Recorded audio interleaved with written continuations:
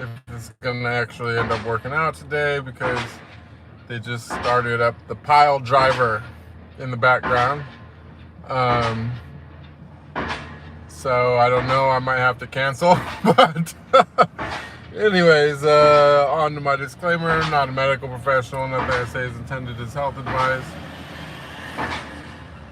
I'm not a financial advisor. Nothing I say is a recommendation for investment. And I'm also a law-abiding citizen. I am, not breaking any laws. Anything I say is not an admission of guilt. I don't know about this hammer thing. I might have to let it go. That's unfortunate.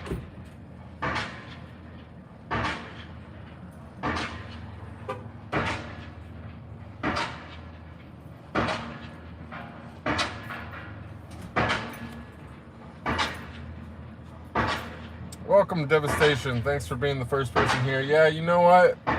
I'm sorry to hear that you missed a bunch of the shows and that you finally caught one, and now it's probably not gonna. I don't know if we can have a good stream with this jackhammer thing going on, to be honest. Let me see. Did that help? A little bit. I got the window up. Let me see. Let me do the other window.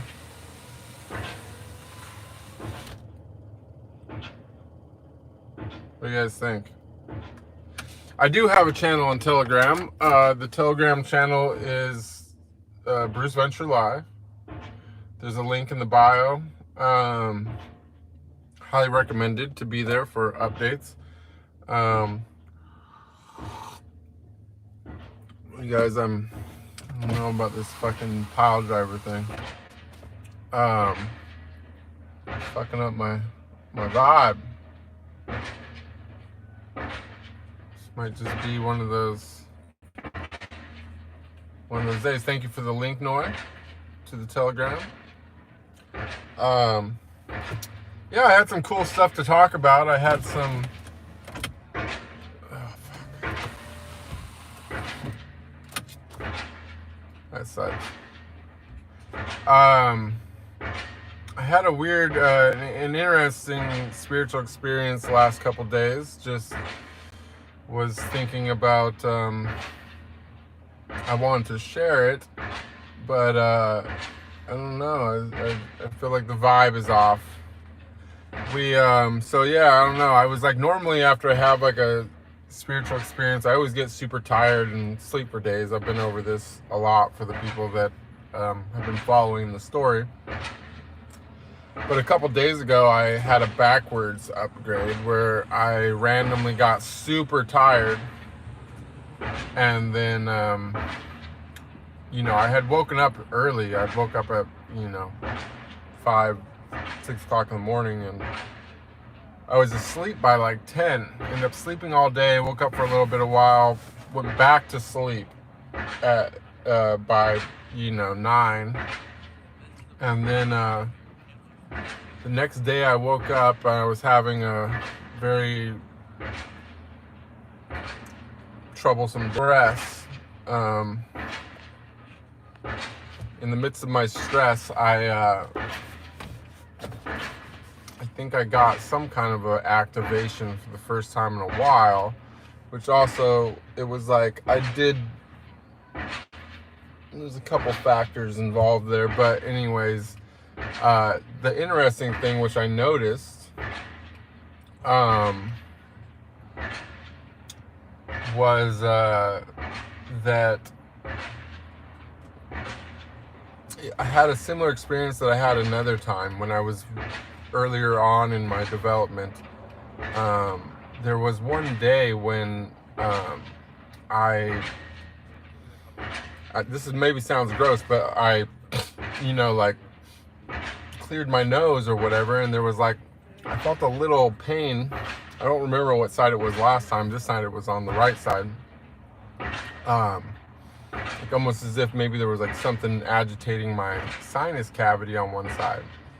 And I cleared it out, and there was like this weird, like I ended up spitting out this little blood clot or whatever. Like it's kind of a weird looking kind of mucus, right? And then I started tripping, like really, really heavy visuals, like not like out of control, but like everything became like hyper defined, where I was like supervision, right? And you know, I had read some stuff after that about you know, I had read some stuff about this Amrita, or they call it like Christos oil. You know, there's a bunch of different names for it, but supposedly, you know, at some point, you know, once you become spiritually awake, you have this substance that drips down from the back of your nasal cavity and into your stomach or whatever, and supposedly it has some kind of miraculous effects. Well, when that had happened that first time, I noticed that, and I was like, is that really, did I like accidentally spit it out, and like I diminished the effects of it because it was like so strong, like the effects that I had when I spit that stuff out. And then that never happened again until yesterday. And it was like I started kind of tripping first, not tripping, but like my vision and everything became like enhanced like massively. And then I felt that like a pain on the right side up in my sinus cavity. I did the thing, and it wasn't bloody this time, but there was like some kind of mucus came out, and I spit it out again, and I was like, oh damn, I hope I didn't, that wasn't one of those things again. And then sure shit enough, yeah, like if I can, like when that happened, it like kicked it up like a way higher notch as well. So I'm like one of these days I'm gonna remember to not spit that stuff out and see what happens when you get the full dose. But anyways, yeah, that was like my little observation. So I'm just you know, at the risk of being a really gross dude, I would just say that anytime you clear something out of your sinus, I wouldn't spit it out. I would just try to make a habit of swallowing it. Anyways, all right, so I'm gonna go back to the chat because I was just kind of going off on a rant there, but it wasn't much, but it was something that I wanted to talk about, that I wanted to share with you guys in case anyone's on the spiritual journey. But welcome everyone that got here. Devastation, Noi, Franquetta, Debo, David, DJ Vibes, Bennett, Brenda. I think I said Brenda. But welcome you guys. Devastation says, will you ever cut your hair and shave like before? Haha, you look great, but miss the old Bruce Spencer. Well, I don't really make plans for the future. I don't have any plans for that. And the old Bruce Venture is a thing of the past, so I wouldn't be too attached to that. Luckily, we did make a lot of video content throughout all those years, and there's still plenty of content that is unreleased in my archives that nobody's ever seen even a clip or a screen cap from, of me in my young years with short hair, and the literal same Bruce that you are referring to, because I was younger when I shot those scenes. So don't worry, I don't have to cut my hair. You can still get the old Bruce Venture. The real old Bruce Venture will be available on my fan page and wherever else. But as far as the Bruce Venture that's now 10 years older and more advanced in his life and moved on to other things, like that Bruce is the current Bruce, and you know, we live in the moment, and yeah, there's no such thing as the past is just a memory. So we're lucky to have things on video where there's it's not that I don't want to be the old Bruce Venture, it's that the old Bruce Venture no longer exists anywhere except for in you know, media content. So if you want that Bruce, you will have to visit my fan page and other places that captured that Bruce for all time. Now I might break down and shave this beard, because I gotta tell you, I can't fucking stand it, but maybe not. I want to, you know what I mean? Like I want to be a wizard, you know, but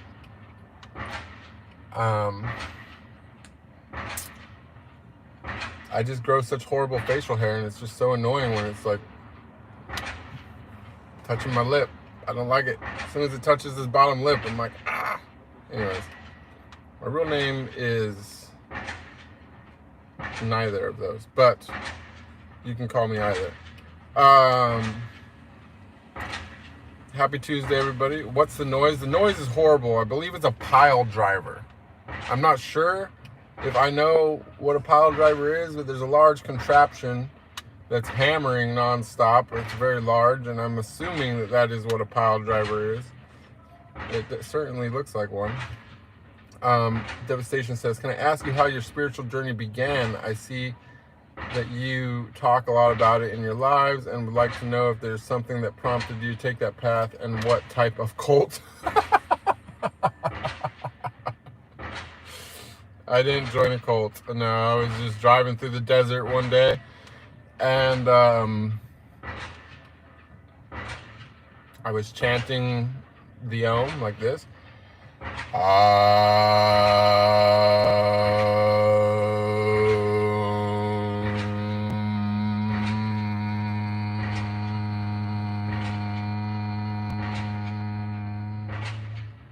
Like that. I was making that noise. And I was doing that for about an hour or two. And I was driving through Death Valley on my way to Vegas. And gold light came and shone into my body through the back of my head, and it erupted out of my face and shot out my eyes, and angels started playing harps, and I downloaded some secrets of the universe, fell asleep for 36 hours, woke up 10 years younger with completely new insight on life and existence and how those things coalesce together. And now we're working on the cult. No, I'm just kidding. Cult's such a dirty word. I hate that fucking word. It's like I file the word cult in there with conspiracy theorist and what's the other one? Homeless. You know what I mean? Right next to the phrase, quit while you're ahead, and you know, all the other little fucking cliche things that they tell you to try to keep you mentally blocked from reality, or the things that are good for you. But yeah, the story, if you're interested in that story, there's a whole playlist here on YouTube that says on the topic of spirituality and enlightenment. And I kind of did like a play-by-play. You know, the spiritual process isn't something that like happens in one day, but it's something that does start in one day. And well, for some people anyways, for me it did. And yeah, I kind of gave like the live play-by-play of the whole thing. But yeah, it wasn't really a conscious decision. It was just something that happened. And I think that it's something that is supposed to happen to all humans, kind of like puberty. But you know, I think that somewhere along our history, and I don't believe that the history they tell us is even remotely, or probably less than 10% true, but somewhere along our history they started putting something either in our food or using the media or possibly all of the above to shut down this part of the human evolution. You know, kind of like puberty blockers, you know, what they try to do to the kids nowadays. But I think that that's something that's happened to humanity as well, as a whole, regarding the more latent stages of development of the human being, and that they've somehow managed to block that for 90-something% of the population. And, you know, the only way to fix that situation is, you know, through purification, mentally and physically. So,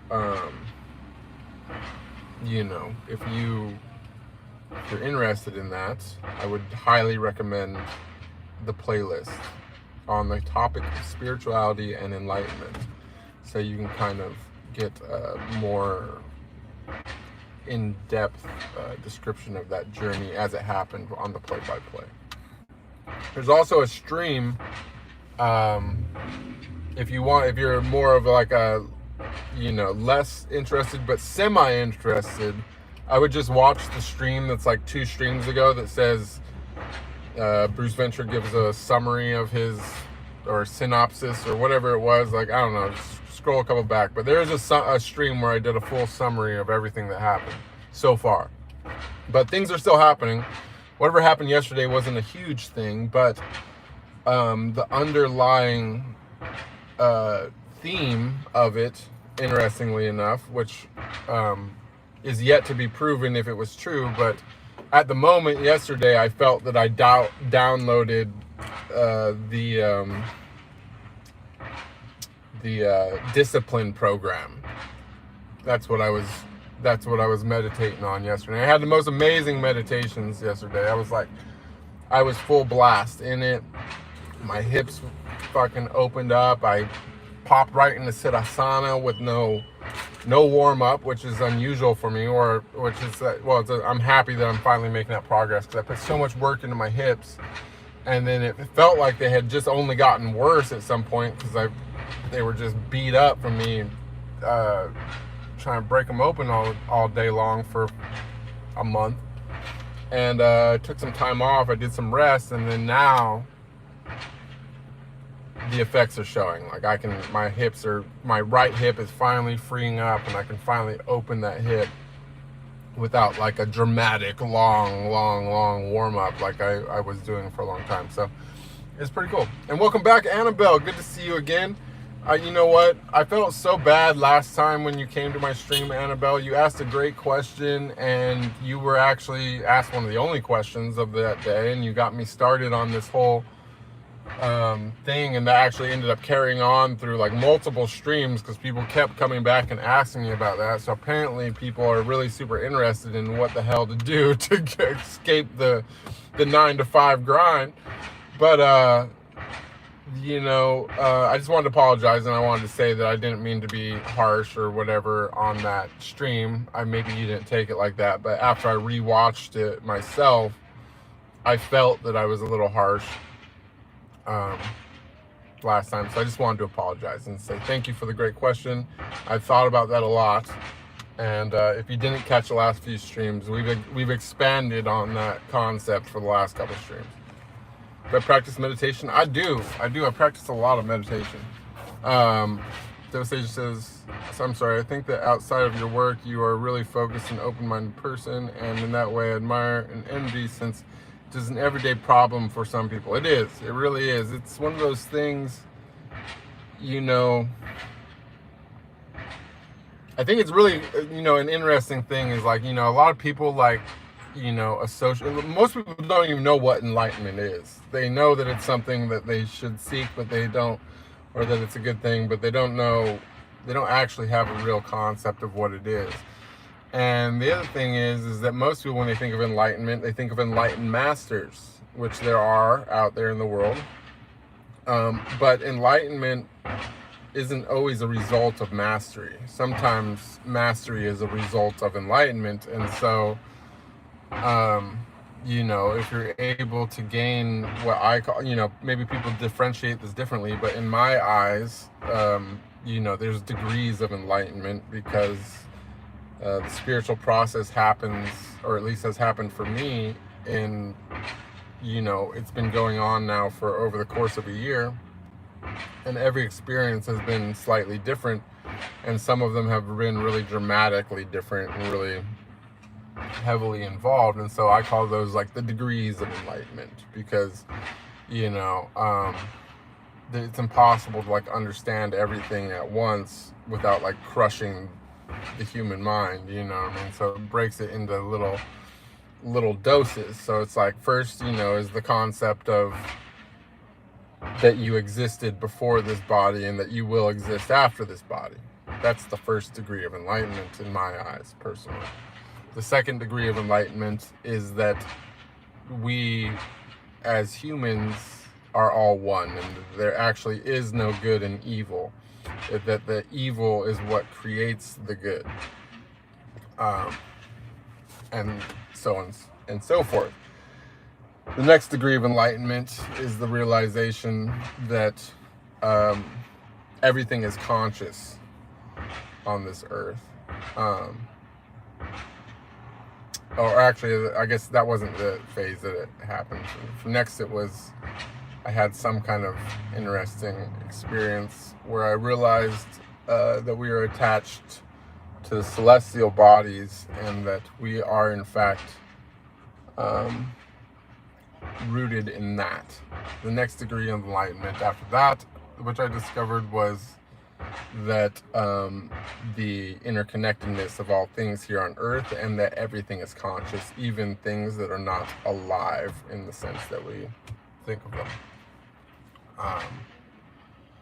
After that was realization of the primordial self, and after that was the realization of oneness with the Creator, and that there is no actual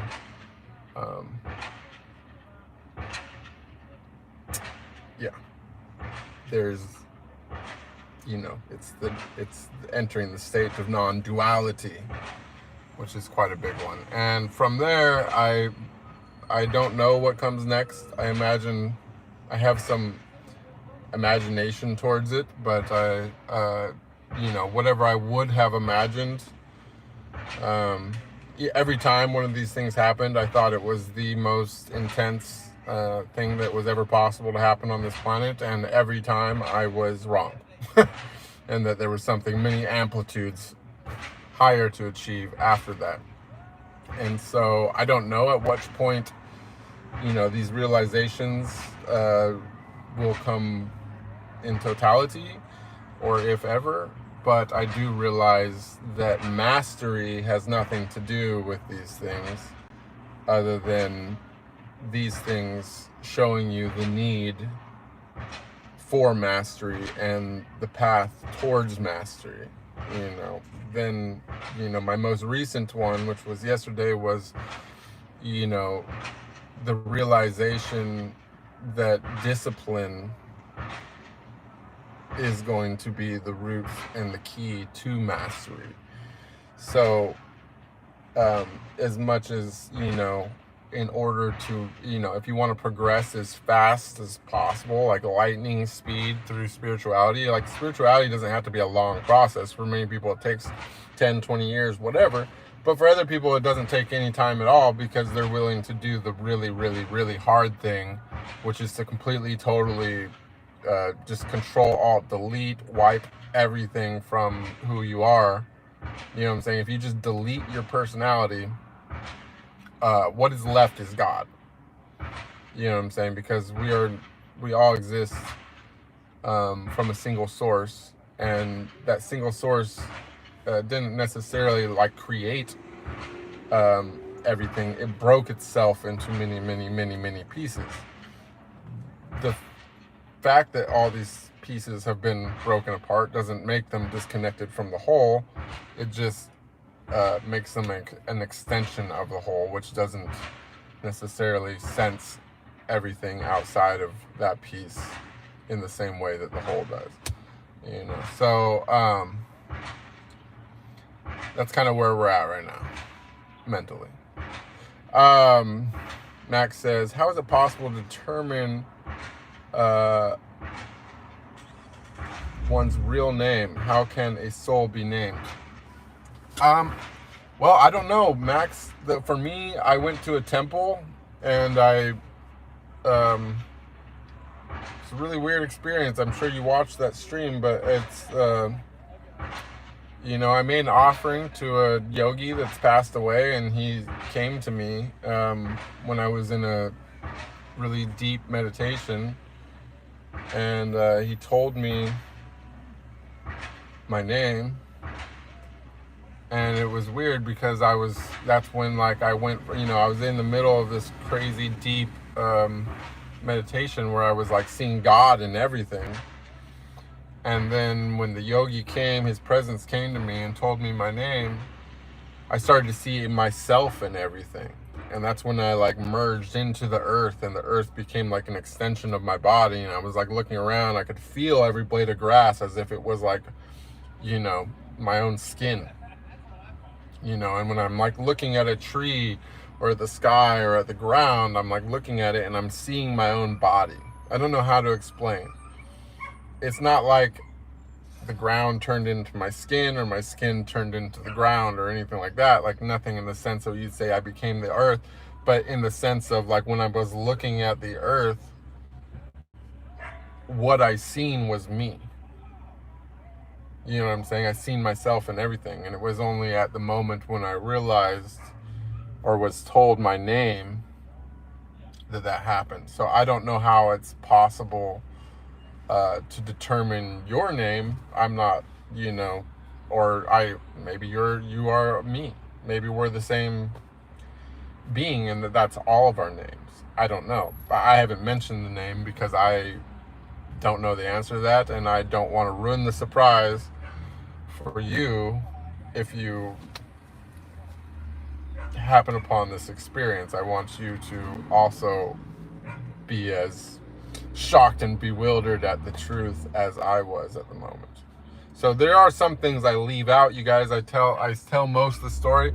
I already feel that I've told too much in a sense because I don't want to fill people's minds with how things should be. I want them to embrace their own experiences and seek out their own experiences. But some of the very, very, very best things, which I know for sure won't help you at all, but that are incredibly exciting to experience and to find out, I leave those out because I don't want to ruin the surprise. I want you to go through the process. I want you to realize how awesome this world is and how amazing this universe is, you know, and I want you to see it with the new eyes. I want you to lose your old eyes. You know what I'm saying? And I want you to get new eyes that sees the world for exactly how wonderful it actually is, even if it's not entirely as physical as maybe our old mindsets led us to believe. Quit while you're ahead. Who thought of that? Yeah, I know. Fucking, who thought of that? The casinos that don't want you to fucking take all their money? That's who thought of quit while you're ahead. They never want you to fuck, you know what I'm saying? The better saying is when you're hot, you're hot. You know what I'm saying? So when you're hot, you got to keep it running. You never fucking quit when you're ahead. That's blasphemy.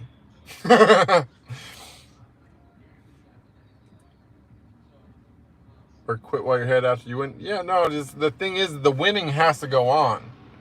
You know what I'm saying? Well, this is the thing is, like, check this out. I've explained this before, but let's just keep this in mind when we're talking about quit while you're ahead. 10 becomes 20, 20 becomes 40, 40 becomes 80, 80 becomes 160, 160 becomes 320, 320 becomes 640, 640 becomes 1280, 1280 becomes 2560, 2560 becomes 5120. You know what I'm saying? 5120 becomes 10,000, whatever, blah, blah, blah. You know what I'm saying? I might have just said that wrong, but the bottom line is that 10 becomes 20, 20 becomes 40. That's not really, you know, that's fairly large multiply, but by 10 times of that, we have 10 is now 10,000, and on the 11th, it's 20,000. And on the 12th, it's 40,000. You see what I'm saying? That's why they want you to quit while you're ahead. Because the farther ahead that you get, the more damage your continued success does to them. They want you to stop. You know what I'm saying? They don't want you to you know what I'm saying? Because that kind of stuff happens all the time. You know what I'm saying? People might be like, oh, that's astronomically low odds for something to happen fucking 10 times in a row. Well, it's astronomically higher odds than winning the lottery. I promise that. You know what I'm saying? Even if you're going for 20 times, you're still doing better than you are playing the lottery or some bullshit. But, you know, but yet, for example, you know, gambling's illegal a lot of places, but the lottery's not. Why? Because it's not about winning. It's about who gets to take the free money from everybody, which is the government. Devastation says, a question. After filming scenes with certain actresses, do you maintain a friendship with them? For example, Riley Reid or Sasha Rose? Well, yes, sometimes. I would say I haven't kept contact with Riley Reid. I would consider Sasha Rose a friend.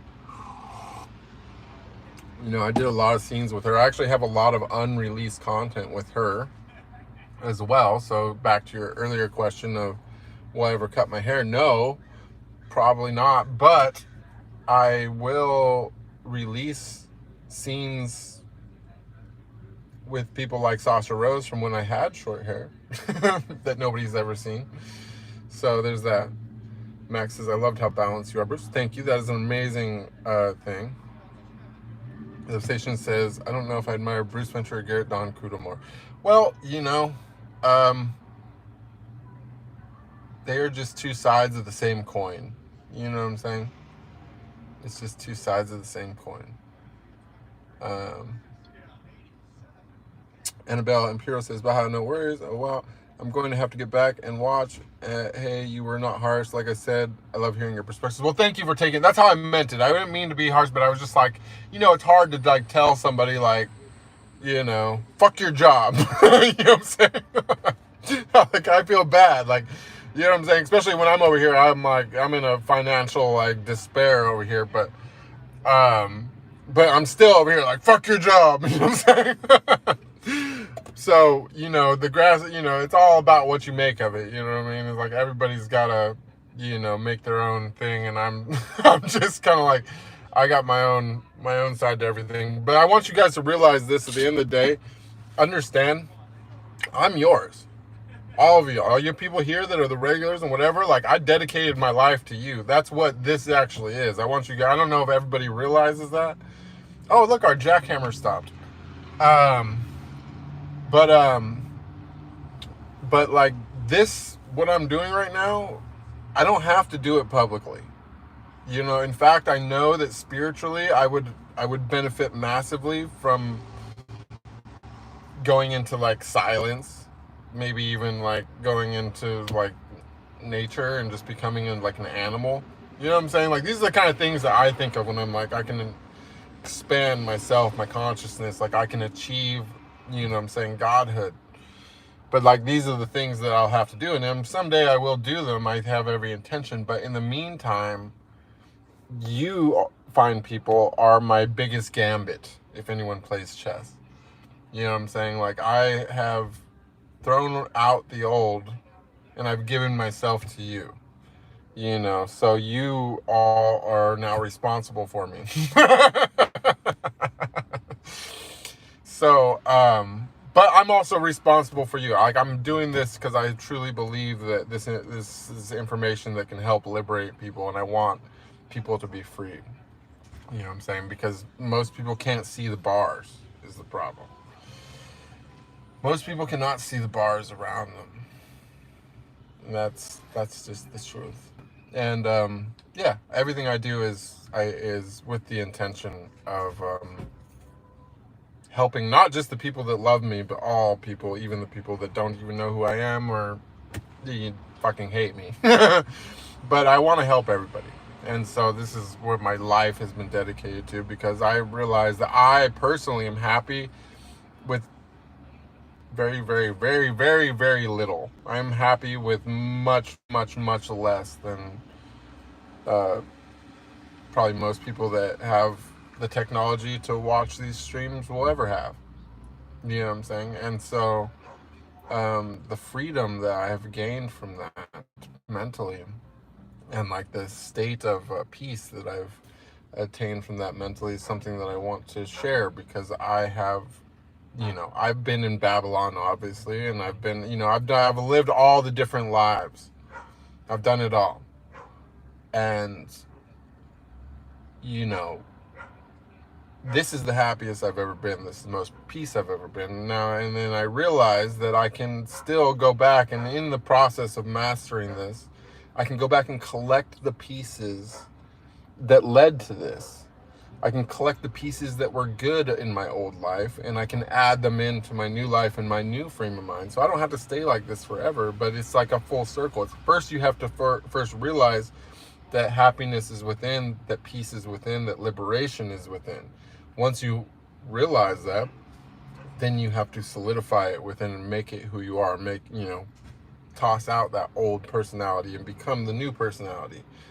Now, once that's set in, which I haven't got there yet personally, but my plan is that once I've solidified that, we've made some more progress and everything into all this, that we can then move on to reassimilating the things of the past that did work and that were good for us and that we found little hints of happiness or freedom in before we actually were free. And in the process over time, theoretically, I'm hoping that we find something that is more like what life was meant to be on this planet, more like the reason why existence is here, not just simply to work for our overlords. And thank you, Noi, for the donation. Much appreciated. This is what we're needing right now. we're in a tough spot, so I much appreciate you. It helps more than I can explain. Let's see. Have I ever... Wait 1 second. Oh, the chat's been going pretty good. Susan says, stop Venture Time. Hi there, how are you? Good to see you, Susan. Devastation, do you have any other profession apart from the one which we already know? Haha, I think I want to dedicate myself to your work in the future. Well, most people don't realize, but actually the job which everyone knows me most from was always kind of more like my secondary income. My biggest income was through gambling, and later on through more gambling, but gambling outside of the casino. At some point I discovered the financial markets, and I have experience trading options and futures.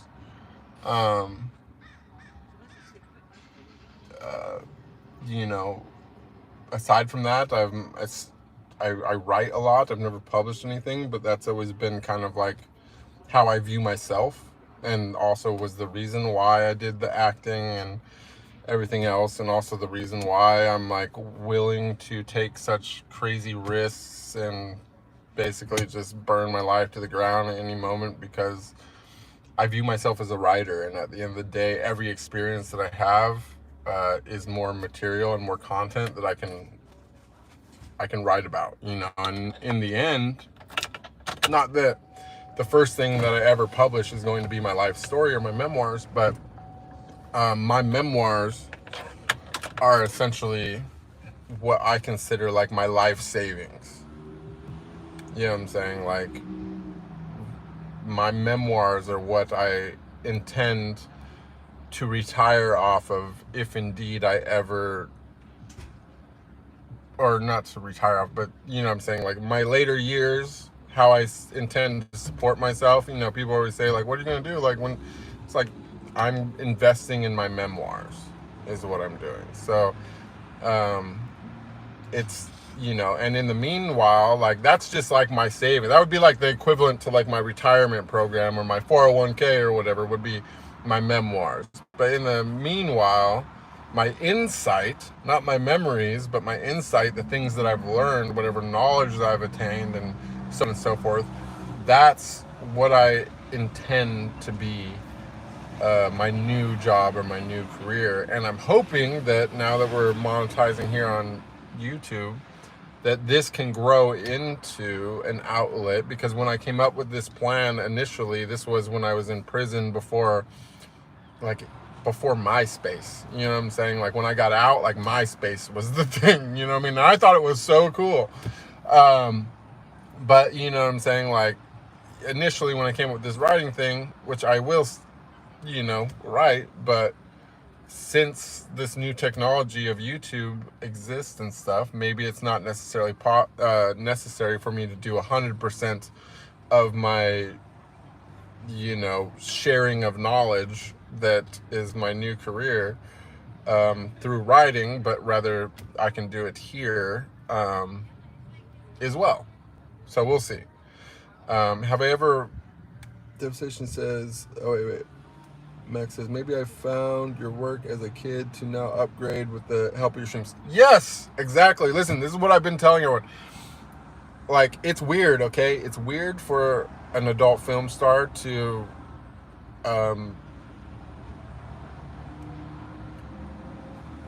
attain random enlightenment. I think it's weird. I did not live my life as just like a porn star. I also probably didn't, even as the times when I was in the film industry, I didn't probably live my life anything much like anyone else that was doing that. I was on a completely different page, okay? You know, part of that comes from the fact that, like, I was on parole, you know, when I started in the business. So, I wasn't even supposed to be in LA. And I could have got violated for that.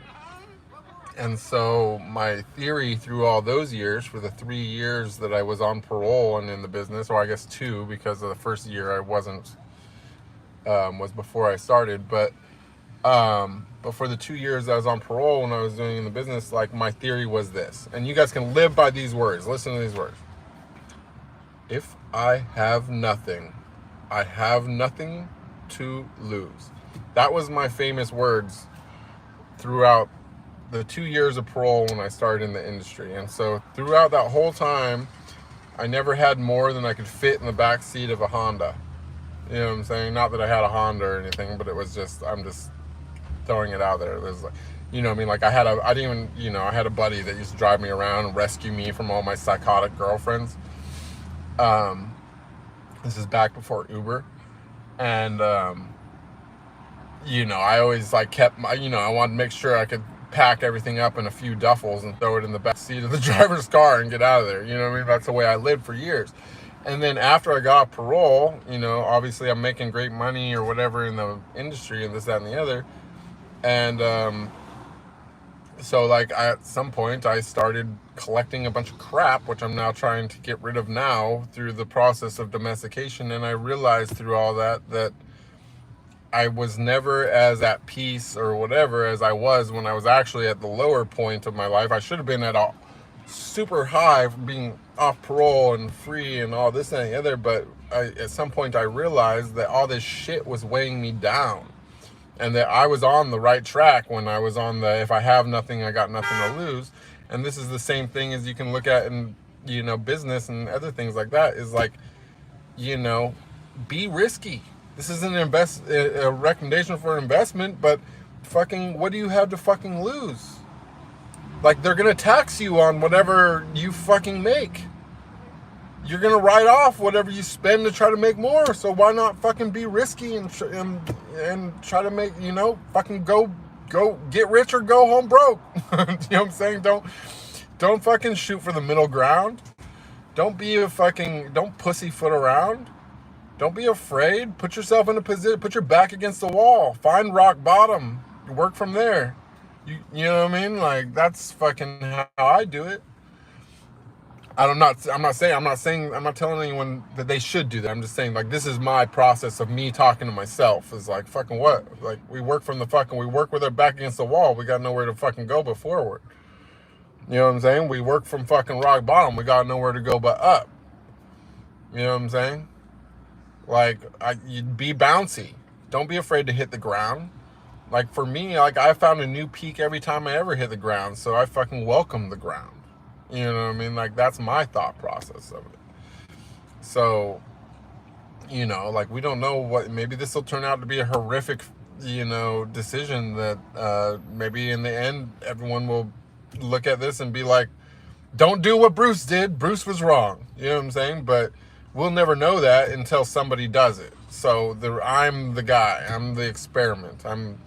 I'm trying this out in this way because I don't fear the consequences. So, you guys can either add to the experiment or you can kick back and watch and find out later. But, you know what I mean? I'm publishing as we go. And this is not a new experiment. This is an experiment that's been going on for, I came up with this concept in 2007 is when I decided that I would live like this.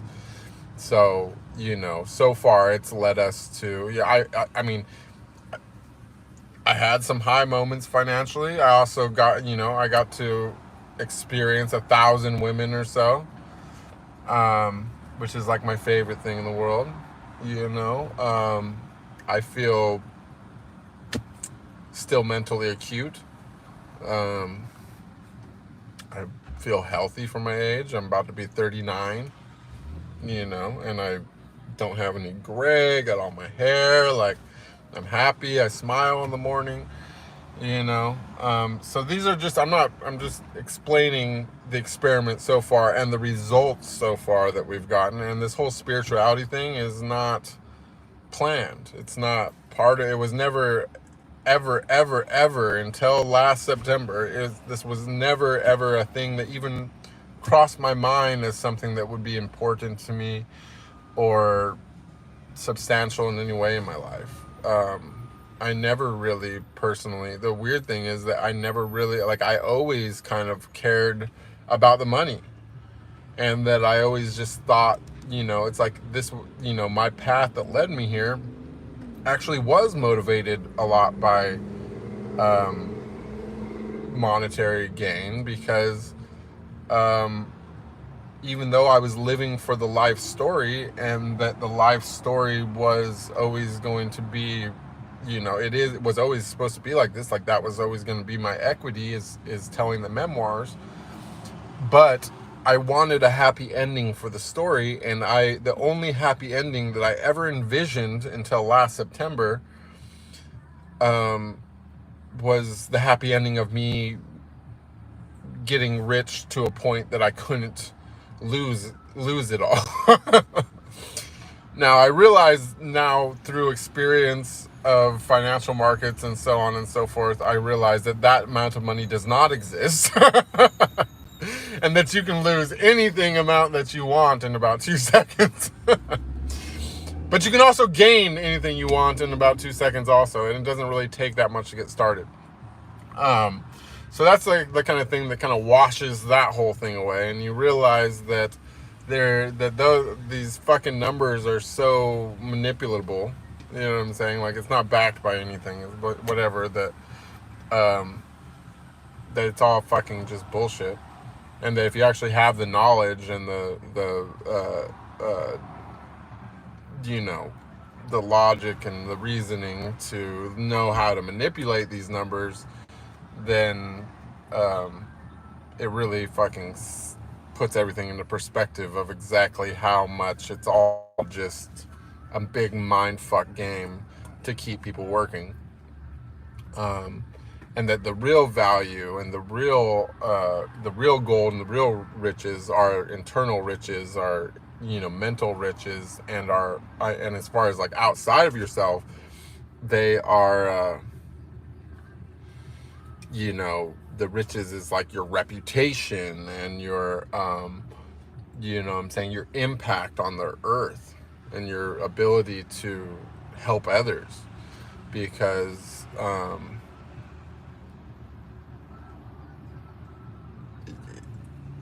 there's just nothing else.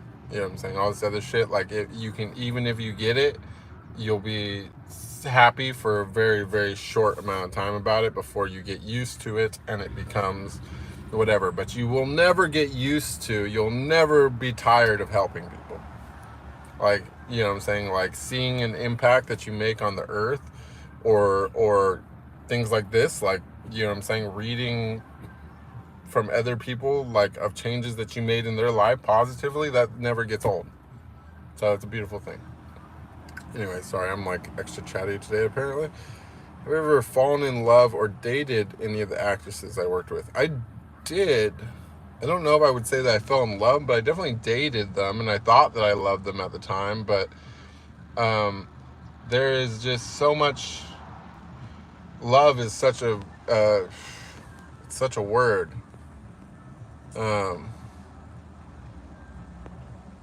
It's just I just discovered love on like a I'm drooling over here thinking about love. I discovered love on a level that is made it change the definition for me. So I don't know that I could say that I've ever loved anybody, as far as a person goes, or anything like that, because the greatest love that I've ever felt was for everybody. My greatest love was unconditionally for every person that's ever lived, not just even the ones that are alive now. But my greatest love was for the planet itself as a whole, and for all the animals and all the trees and even the rocks and the sea, you know. So you know, whatever I've ever felt for a single person just can't even really compare, because I've loved everybody as a whole. And that was the greatest love I ever felt, like to the point where I almost couldn't even breathe, because I loved everybody so much. And I still do. Like, that's never left me. Like, I love everybody so much. And even like the worst parts of humanity have become incredibly valuable for me, because I realize that they are what makes the best part of humanity. They're the thing that gives the contrast so that we can appreciate the good. You know, without the evil, the good would just be meh. You know what I'm saying? And some of it would be less meh than the other, and that would be the new evil. Or, I mean, would be the new good. You know what I'm saying? So, it's just, it is what it is. Susan says, how do I get the same level as you in spirituality? I want to see the world as you do. Like, delete your personality. That's how you do it, Susan. It's not because you have a bad personality or anything. I'm sure you're a lovely person. But if you want to get to the maximum potential possible as a human, you have to stop being you. No matter how great you are, I don't care if you're Elon Musk or, you know, as far as someone that's successful in business and money, or you know, fucking Dalai Lama, or someone's like successful in spirituality or whatever, or trying to think who's someone successful in like humanitarianism, like, you know what I'm saying? Like, no matter what level of success that you've attained as you, if you want to expand spiritually, you have to delete that. You have to get rid of it. You have to remove your personality, become a blank. And this will open you up to something new coming inside. Or should we say it will pull off the layer that will let something new come from inside, something that you don't realize is already there. But you as a person are composed of layers. At the center of you is God. You know what I'm saying? Is the universe, is everything, all things, the creator. You know what I mean? The source of all creation is at the very, very, very, very center of you, and around you are all these layers.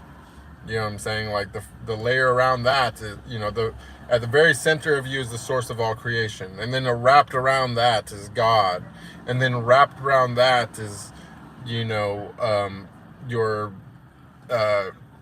higher self, and then, you know what I'm saying, wrapped around that is your person. I'm probably, you know, I'm sure there's belief systems surrounding this that I'm butchering right now, but just imagine yourself as like an onion, right? And you are the absolute center core of that onion, which is the source of all creation. And then around each layer around that is another layer of ego. Okay? And you have many, many egos many of which you don't even know yet. You've not mentioned yet, because I don't know, maybe you are already a few layers in. Maybe you're the whole onion, and you're still got the dirty casing of the outermost layer on the outside. Okay, that would be like the standard person's like egotistical normal personality, live in this world, worry about this, blah blah blah. Now you start peeling back these layers, become less and less and less. You become less. You're getting smaller. You know what I'm saying? Like, but you're becoming more pure. You know what I'm saying?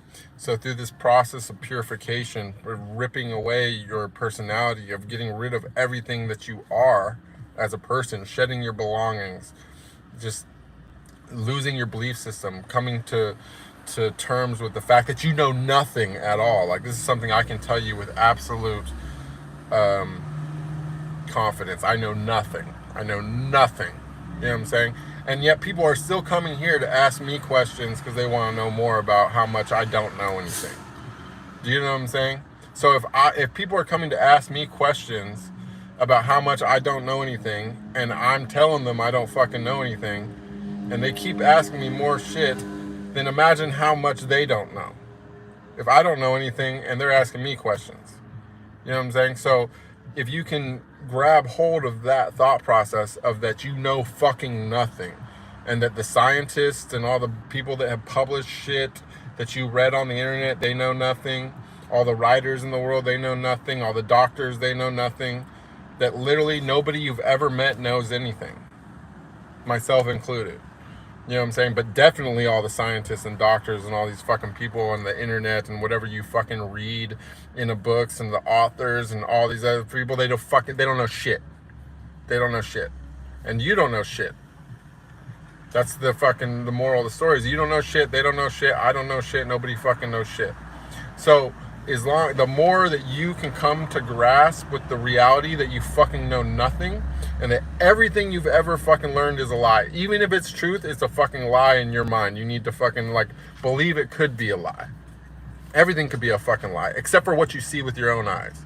What you see with your own eyes, what you feel with your skin, with your self-conscious, with your mind, your imagination, the things that you fucking feel, your emotions, those are real. Everything else is bullshit and fake. It's all wrong. Even if it's right, it's wrong. Forget about it. It's wrong. If you can embrace that idea that everything is fucking wrong, everything is fucking fake, that you know nothing and nobody else knows anything either, that's how you will make the most progress spiritually that you ever could possibly make at the fastest possible rate, is you just delete you. Stop talking. Don't even talk. Don't fucking throw your phone out the window. Go get yourself a dumb phone. Don't listen to me. Don't listen to anyone else. That's how you do it the fastest. You get rid of everything. Block everything out. Don't even fucking speaking. Learn to forget your language. That's how you make the fastest progress. You know what I'm saying? Like, if I want to go farther, that's what I got to do. I got to stop talking. If I want to go farther, I got to go put myself somewhere where I won't even see written words. I got to let my mind forget how to speak. You know what I'm saying? So that I can think in pure thought. Because your language is a barrier to spirituality, because you're taking something that is pure and you're fucking adding whatever. It's like going from a keyboard to typing on your phone with your thumbs. You've lost fucking 8 inputs out of 10. You know what I'm saying? By adding words and crap onto your thought process. You're thinking everything. You're thinking it in your language. You're not thinking pure. Do you know what I'm saying? When you meditate, if you can meditate without thought or anything, whatever, 7 minutes of that accidentally, the first time I ever, whatever, because I'm chanting the Om or whatever, taught me more than I ever knew in my entire life, and in 7 minutes. So anything that you could possibly learn, any kind of knowledge that you can gain from college or school or reading or any other thing, is all obsolete bullshit. Because you can download more spiritually from God, from the existence, from the fact that you've had every experience of every person that's ever existed on the planet, and that all their knowledge is actually there for you to touch through the ether. Once you realize that, then you realize that everything is fucking obsolete, and so there's no point in fucking trying to learn anything or know anything anyways, because the only truth is going to come from within. Because in reality, we are all just collecting data anyways. Why do you exist? You exist because of what if. What if you existed? What if you did all the things that you did in your life? What if you were asking these questions and talking to Bruce Venture right now? Like, what if? You know what I'm saying? That's the question that you're answering. You're just living and you're answering it because something else and a higher consciousness than you, that is actually you, is having the experience of being you. And so they know what will happen if you happen. If you exist, they know. You don't fucking need to know shit. You just have to exist. You don't have to fucking know anything. You don't have to believe anything. You don't have to do anything. You are the what if. You are the greatest question of all eternity. You are the only fucking question. You are answering the question just by being you. And if you forget about all that, you will do a better job of answering that question. You'll become closer to God, and the barrier becomes thinner. You know what I'm saying? At the core of all creation is one thing. And everything, not just you, the stars, the planets, the universe, fucking the sun, the water, the air, the ocean, the fucking birds, the trees, the dogs, the cats, the horses, the fucking insects, the ants, the fucking dirt on the ground, all exist for one fucking reason, and that's to answer the question, what if? And it's not just happening at one time. There's a fucking billions of instances of this probably happening simultaneously. And that's what the multiverse and the multidimensional thing and all that stuff is it's a big fucking quantum experiment. Everything that could possibly happen is all happening simultaneously, and every fucking thing is recorded, even the things that you don't notice. You know what I'm saying? The little breeze on your skin right now that's going through, the little hum of your air conditioning, all the shit that you're fucking ignoring, all that's recorded as well. You're ignoring it, but your highest self is not. Everything is fucking recorded because it's all answering the question, what if? You are compiling data endlessly with every breath, whether you realize it or not. And so the more that you deduct from yourself, the more that you take away, the closer you become to God. Okay? And keep in mind that,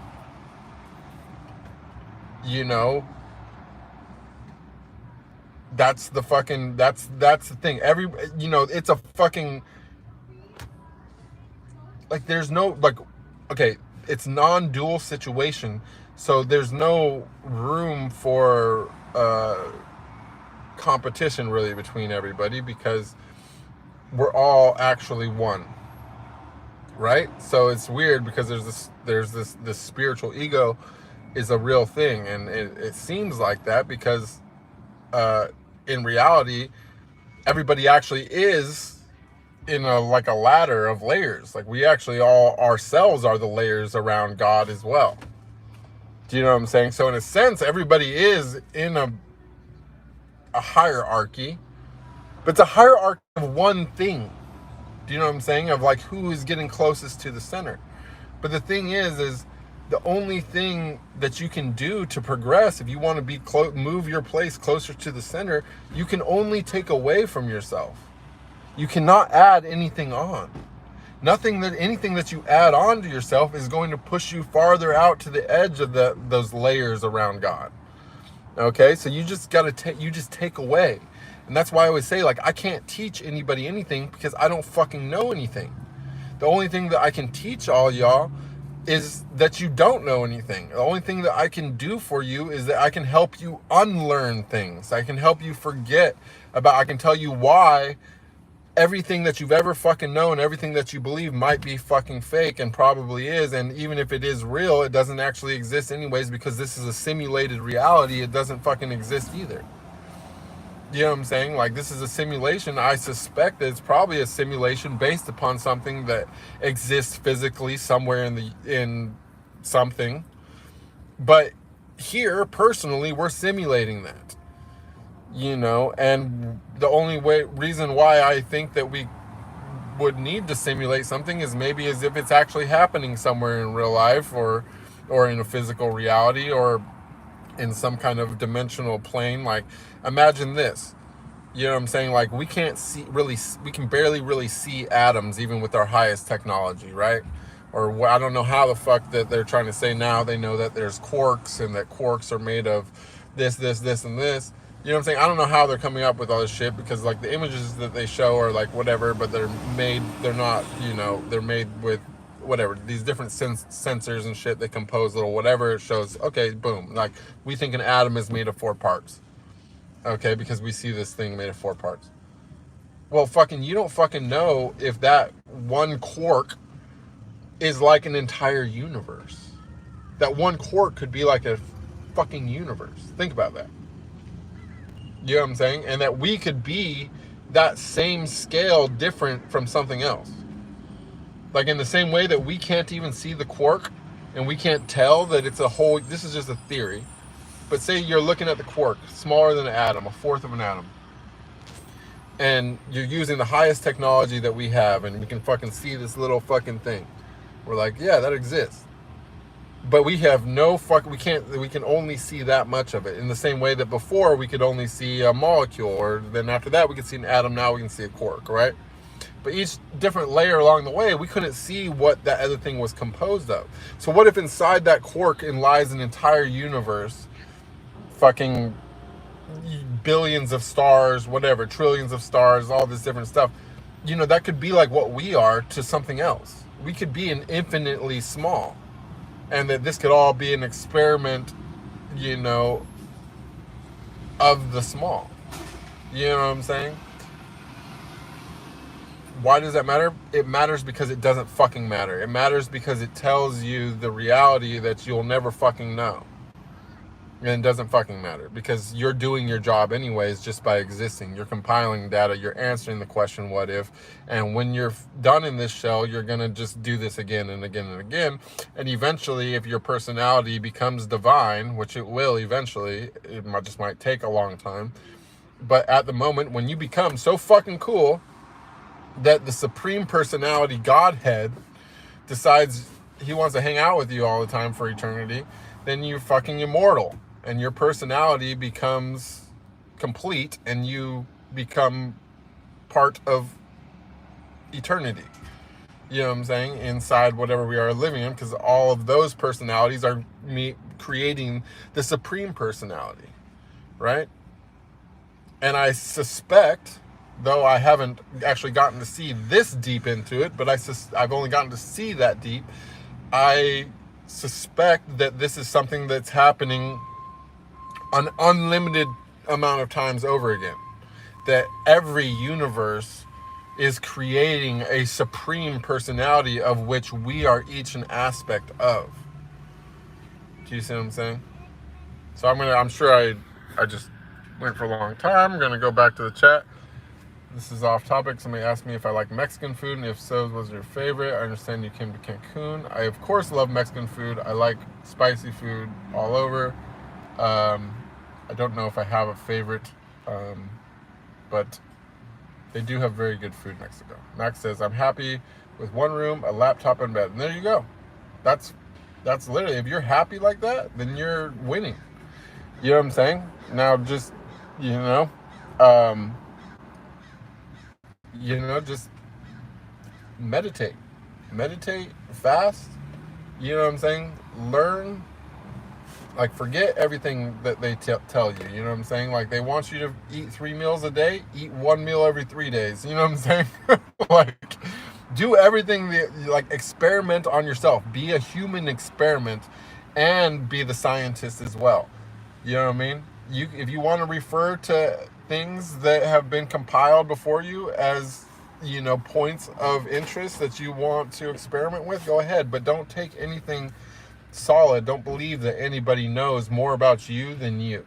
You know the most about you. I guarantee it. And that's what being a yogi is. Being a yogi is being a self-experimenter, is being a self-knower, it's being you.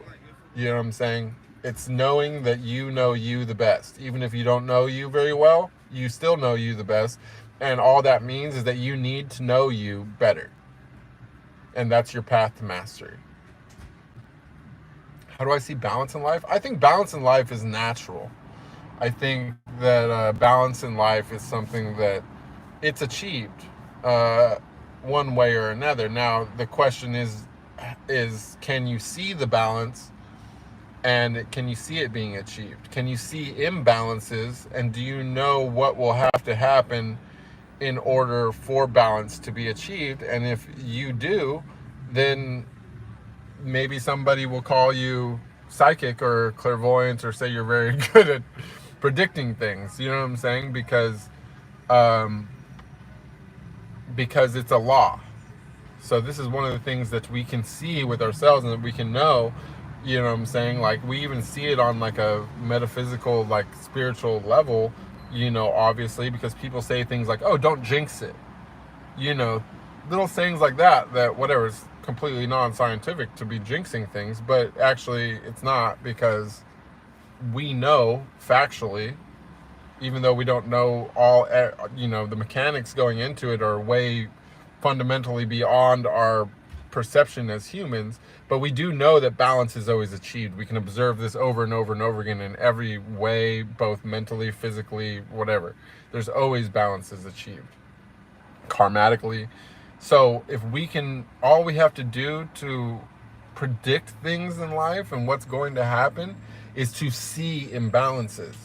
If you can see imbalances, you're better able to predict what's going to happen, because we know that it will always happen. So how do I see balance in life? I see balance as like the universal law that is inescapable. Not that we need to escape it, but that we have to embrace, and that's how we can predict the future. Devastation says, when you record a scene for your private channel, do you have to pay the girl you record with, or the production company sponsor you? No, when it's for my private channel, it's usually a trade.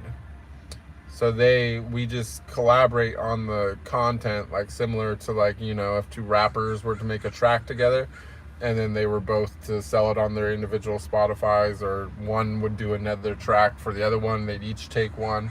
Usually it's like a trade situation like that, but sometimes you do, if you're producing it yourself, then you would just pay them and you would own it outright. But for the most part, most of us tried to work trade situations as possible. Kansi said, did you have another wonderful day strolling on the beach? I did. I woke up at 7 o'clock this morning and I went straight to the beach. I walked about 3-4 miles, and yeah, the dog is in such a better mood when we do it like that.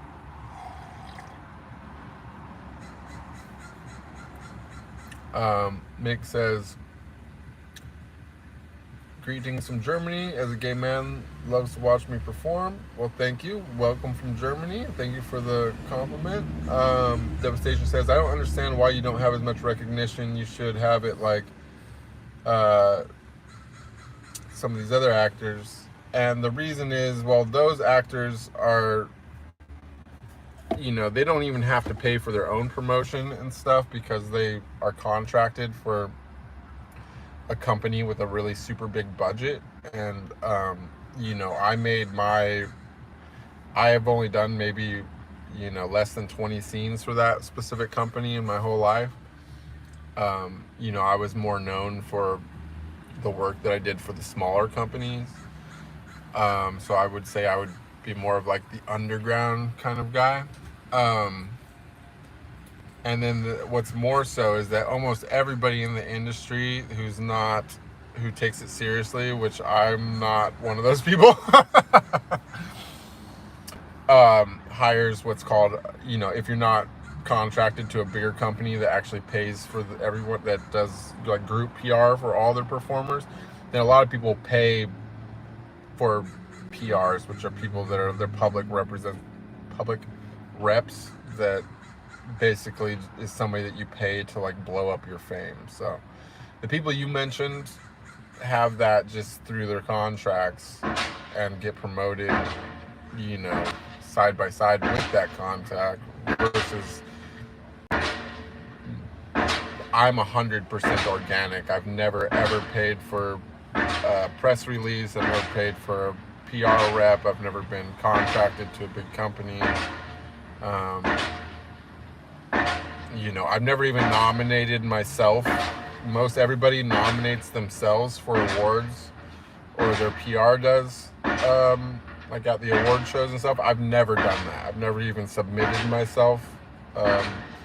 Even all my nominations have actually been completely organic, and the reason why I'm, you know, for a long time when I was active, I was always nominated for like best boy-girl scene was because of other people always nominating their scene with me because they felt that that was their best scene. So my following and everything is 100% organic. Damn, my jackhammer's back. Versus other people's have been,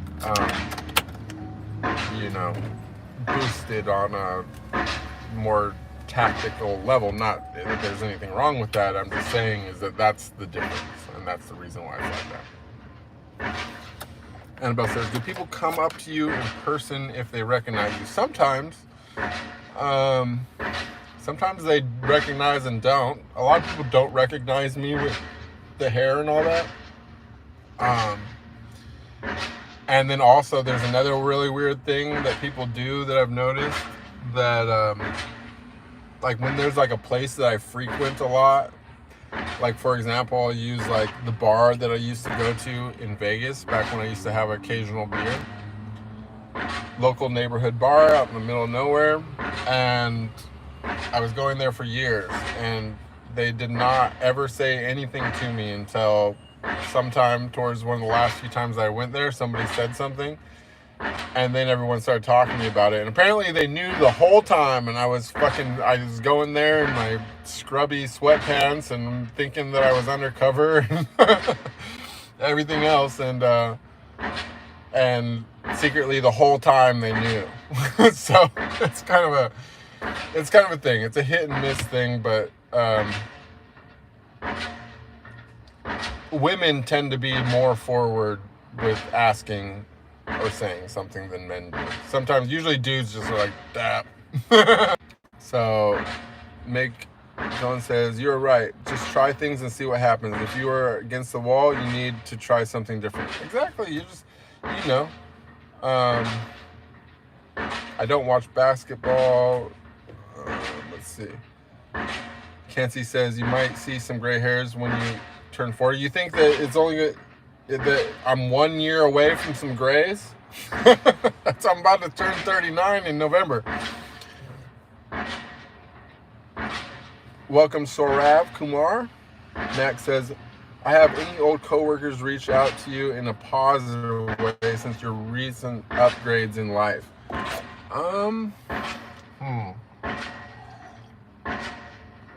That's a good question.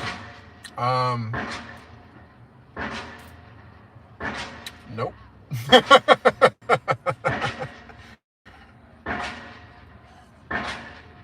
Not at all. Not at all.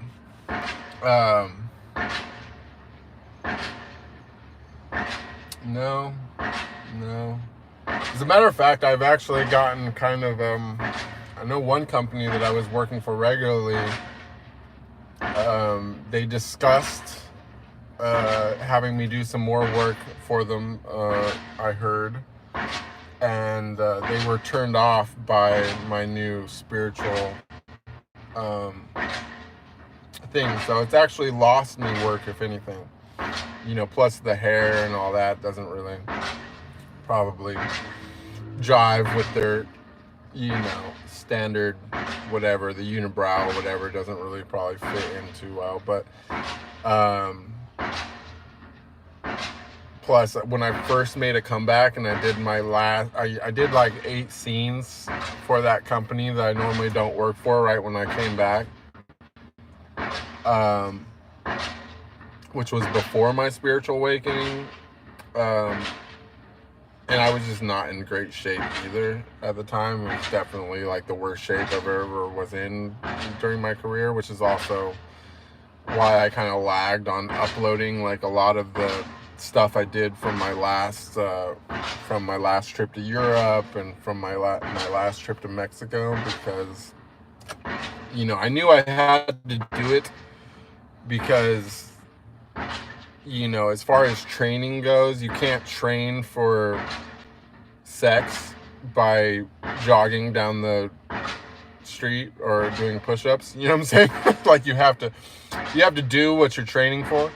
So I bit the bullet and I went and did a bunch of scenes while I wasn't in perfect shape, but I'm in better shape now. It's just I don't know if that left like a great legacy for me in the industry, but it is what it is. Sorav says, I found you. One question: are you retired from the industry? Yes, I am retired. How do I delete myself?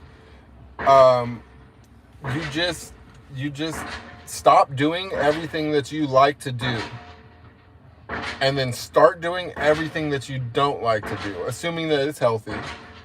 You know what I'm saying? Defeat every addiction that you have, no matter how minute that it is. Whatever you spend your time on normally that like fills your mind, like stop doing that. You know what I'm saying? Like try to stay off the social media. One way, if you're going to still do social media and stuff like that, go and like uncheck all of your interests and stuff, reset all that, and then try to like be more tactful about what you follow, what you're, if it's not positive and it's coming through your phone, like that's got to go. You know what I'm saying? Because a lot of what is you is not you. A lot of what is you is shit that's been programmed into you by media and your phone and so on and so forth. So like spend as much time as possible in silence. Try to just be alone with your mind and thought. Like you know what I mean? Like when like people are like super serious on the spiritual path, like I don't necessarily always do it like this. Sometimes I do, but like it's not unusual or weird to meditate for 6 hours. To sit in total silence, maybe with your eyes closed, maybe not, maybe taking a walk.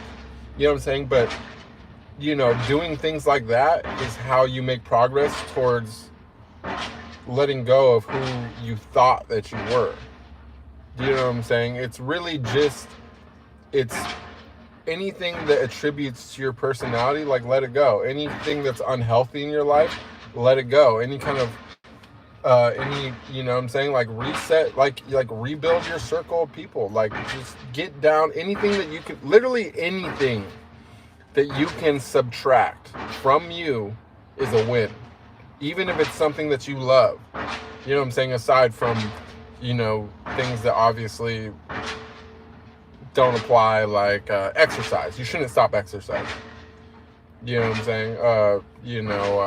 So on and so forth. But it's like, try just, there's a lot of different ways to go about it. Like, I can't tell you any specific one, but it's like, if you love to eat, food is your favorite thing, pick one thing that is whatever and just eat it every day for a week, 2 weeks, whatever. You know what I'm saying? Like, oh, you don't really, you love the food, whatever. Okay, eat plain oatmeal, no sugar, nothing for 2 weeks. Till you stop caring and it starts becoming like something that is just for sustenance, not something that is an addiction or a craving or that you're looking forward to. Like, get rid of it. Everything that you love, stop doing it. Like anything. And then later on, when you've completely forgotten about it, now that thing that you used to be addicted to, now that's a power for you. You know what I'm saying? Now when your mind is clear and there's nothing going through your head and you haven't done anything but eaten oatmeal for 3 weeks or 2 weeks or whatever, now you go have that bowl of ice cream in total silence by yourself where nobody can bother you, whatever.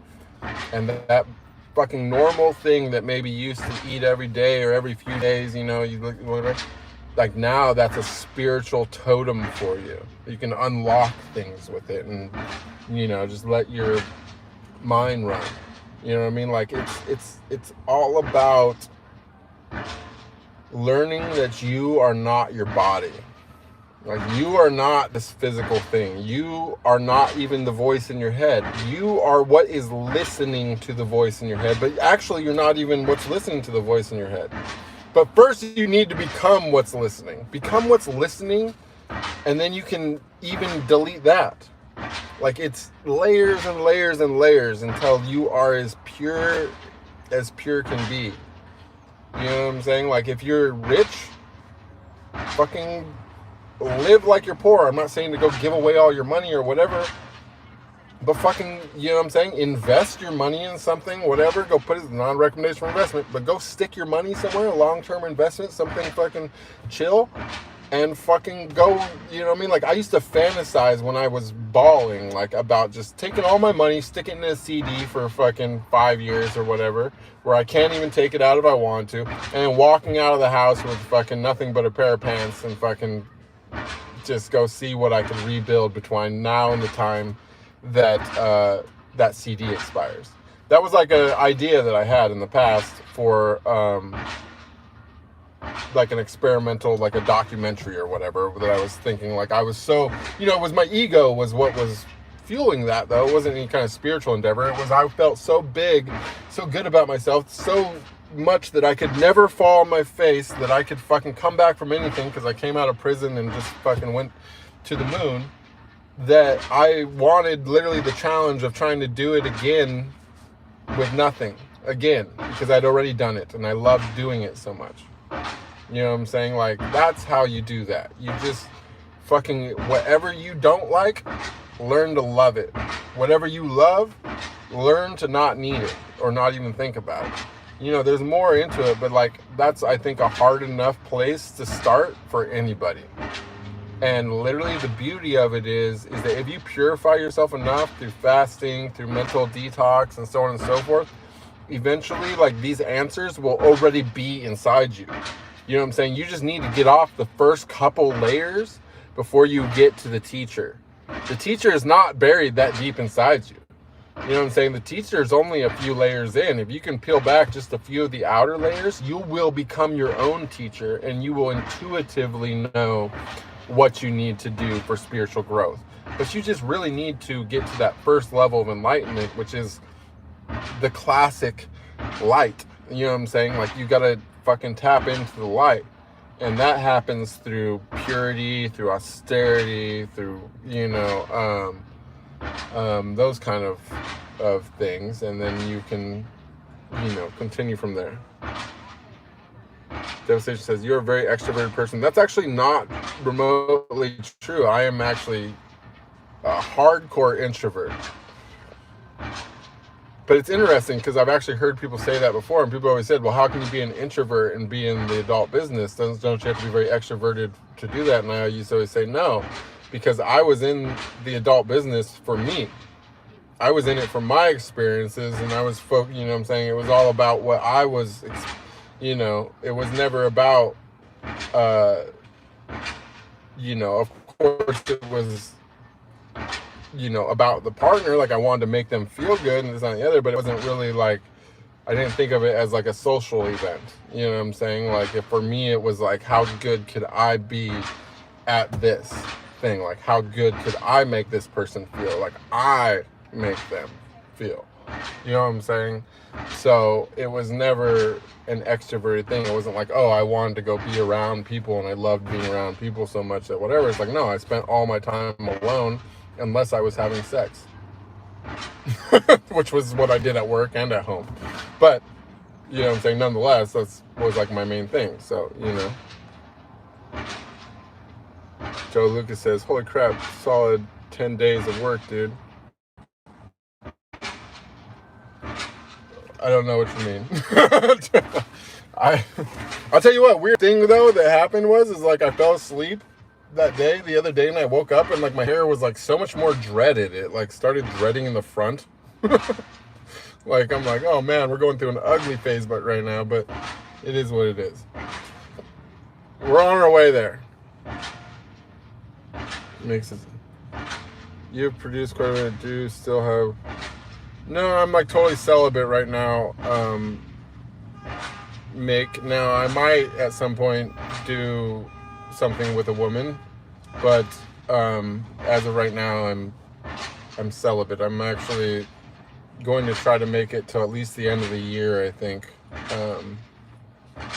I recently, another weird thing that happened. Okay, so this happened yesterday also, and I now I have to stop.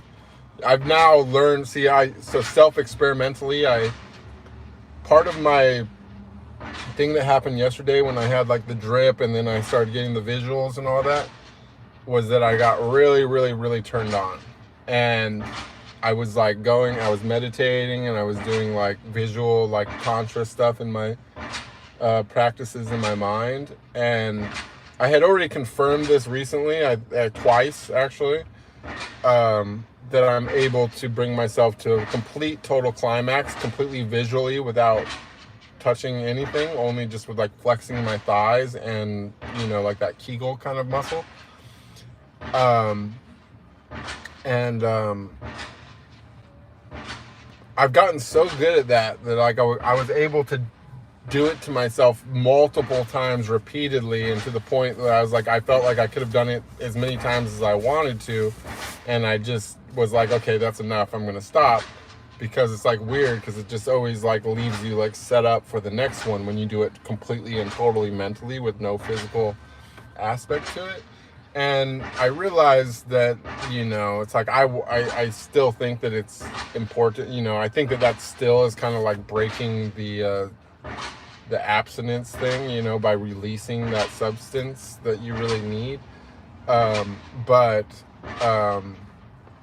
it is interesting to see what the mind can actually do and like how powerful that is. And it's actually brought it kind of enlightened me to like a new thing also of like how the whole Kundalini thing works, and that like a Kundalini awakening is actually like a spinal orgasm, and that you can use the same tactic to cause Kundalini rising as you can to give yourself a regular orgasm, only mentally, not physically.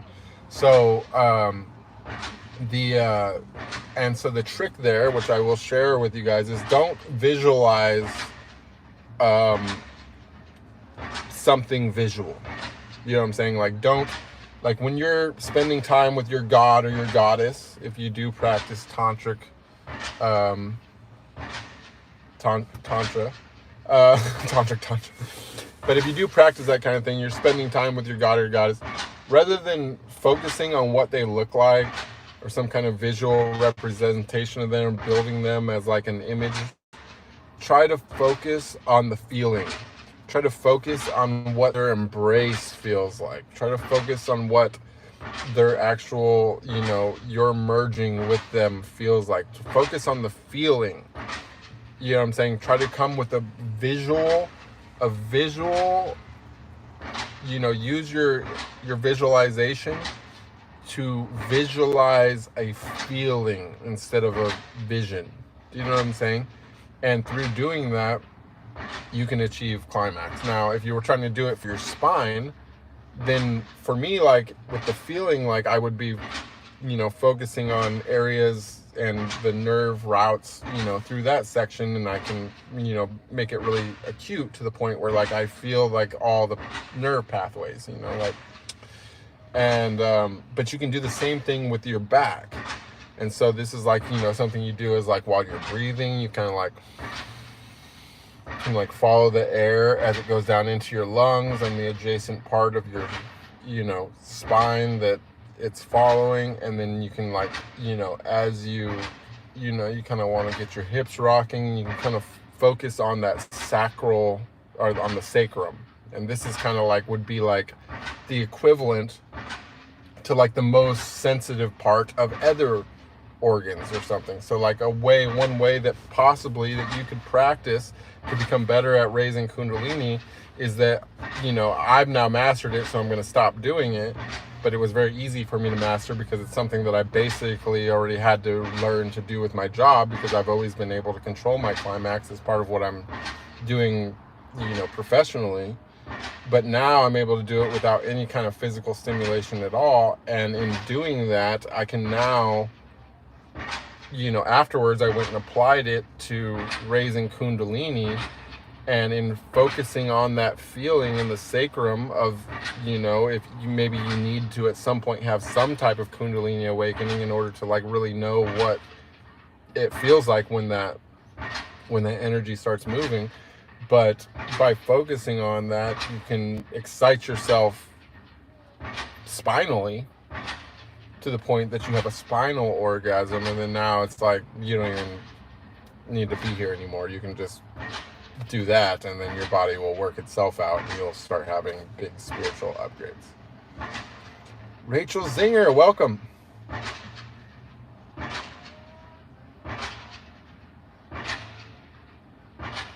That's a great quote. Or a quote I read recently, Max says, is, I had the most friends when I was the worst version of myself. Abso-fucking-lutely. And you know why? Because we're gonna go with the most cliche thing ever, and it's damn true. Misery loves company, baby. It's true. It loves it. You know what I'm saying? A bunch of people that are fucking lost love hanging out with other lost ass people. You know what I mean? Makes you feel way better about fucking not knowing where the fuck you are or where you're going. Let's see. Sorav Kumar says, I watched one of your video with my favorite actresses, Melody. Do you remember her? I mean, how's her personality? Do you still talk? I don't really talk to her much. She's I've enjoyed interacting with her. She's got a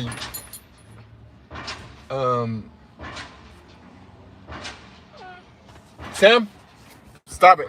Whatever you're crying about, don't. She's cool. She's cool. I enjoyed working with her.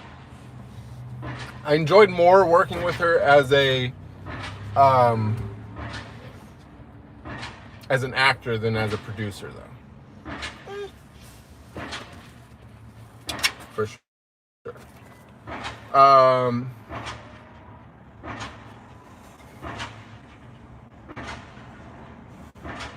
Well, thank you. I saved you mad money in your car insurance. Well, thank you, True Yorker, for switching to Geico. You know, if you want to follow up with a survey rating my assistance, you know, we'd be happy to provide that for you by email.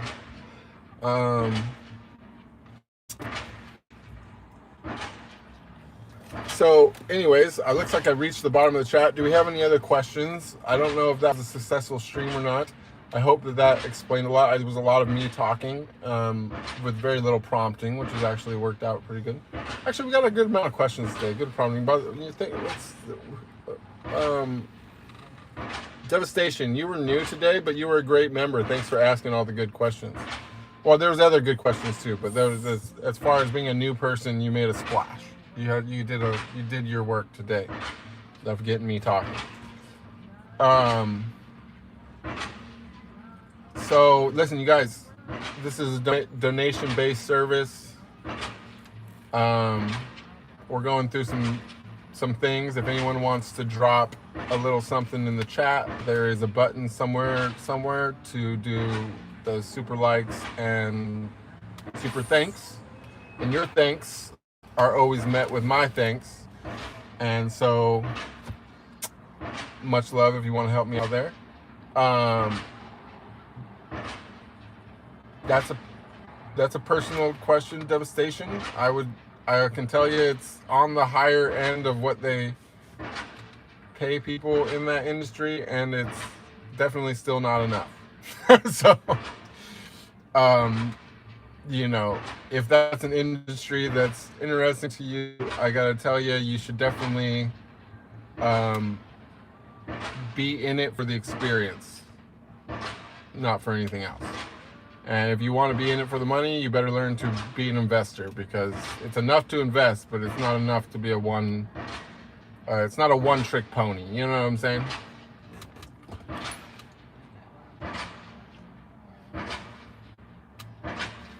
Good morning, Magic.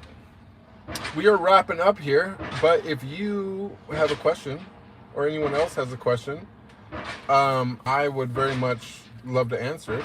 I think I usually go for about 2 hours, so I'm open to staying on for another 20 minutes if anyone's got anything they want to talk about. But if not, I got some work to do. I'm gonna go export some videos. I got some Victoria Summers and some Zlata Shine, and maybe even some Kira Queen and some Gina Gerson coming out. I don't know. I already exported some. I got a bunch of Victoria Summers from Mexico last year that I'm pumping out. But I also, yeah, there's a bunch of Zlata that I never pushed out either too, which great scenes. Not my best film work, you know. I just stuck a camera on a tripod. We were having a good time, and it was like a more of a documentary kind of a thing. But yeah, there was a lot of passion. Did I get the Starlink dish? I ordered it. It's okay. So you guys, also, I hate to be a cheerleader for Starlink, but I've not even used it yet, so I don't know if it works good. But there is a sale until October 5th. $299 for a Starlink dish standard kit, which is $200 off. It's massive, but the downside to that is shipping is fucking slow as fuck, because I think a lot of people are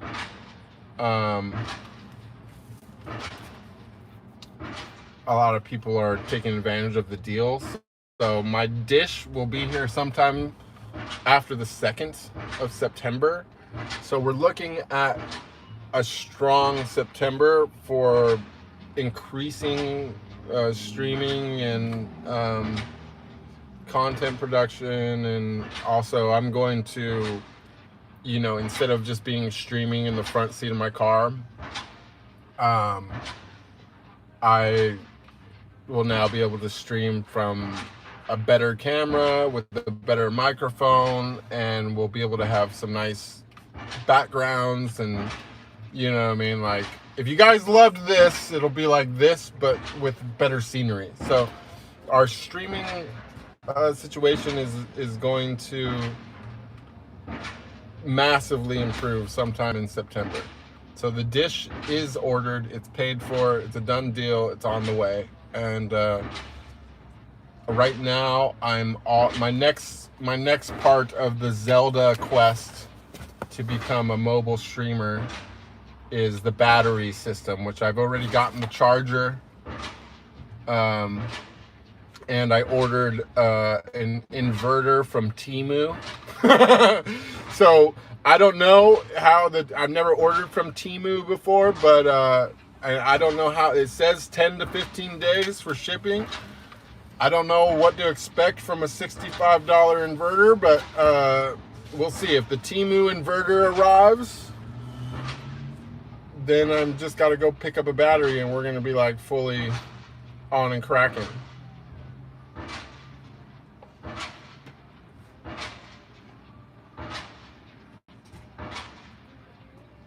Big Summers will be interesting, but unfortunately can only use mini vids. I'll try to stick it up there also. I have an account there, which I haven't done forever. Actually, I don't know if I'll have to double check and see how that works. Last I remembered, mini vids was a holdup because all my contracts were like buried in storage, and you have to upload contracts there, and I didn't I wasn't organized for that, but I'm in the process of pulling paperwork out of storage and stuff, so I'm hoping that to have that page up and running as well soon. I know, perfect time for traveling, Magic. Habla un poco español, pero no reconecto. No, how do I say remember? I don't remember much. No something mucho. no remember mucho. Zelda, now you're like Yogi Indiana Jones. I like that. The Indiana Jones Yogi. I like that. Indiana Jones is what's up. What is still missing for the battery system? Just the battery itself. The inverter may or may not be missing. We're going to see. I've never ordered from Temu. Temu is like stuff from China. It's super cheap. And I think it takes a long time for shipping, but I did order the inverter. So I'm waiting to see if the inverter actually arrives. I was willing to gamble the $65 for an inverter because, you know, if we buy one here, it's like $300. So, so I ordered the Temu inverter, and I already have the battery charger. So all I really need are the batteries. Recuerdo, thank you, Magic. So once that's going, then I'm also going to, once I'm out of my storage, I've decided that, you know, obviously I'm going to need a tinier storage because I'm always going to have like some stuff. Like I'm not going to carry around my contracts and all that my shit with me everywhere. But, so I'll need to get a little tiny storage somewhere. But I'm thinking about just doing that in Santa Barbara. Because I just like Santa Barbara like so much better than LA. And I just don't, you know, LA is cool if I'm working occasionally. Even one scene a month makes a huge, Sam, chill, dude, makes a huge difference. It's okay, makes a huge difference. But sorry, Sam tried to snag somebody walking past the window.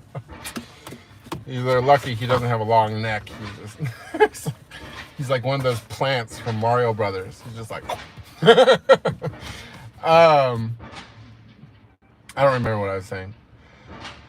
Anyways, after filming with actresses, have I had relationships with them off camera again? Oh yeah. I mean, fuck. A lot. Yeah. I mean, I would probably say like back in the day, it would be like probably like you know, when I was a young man and,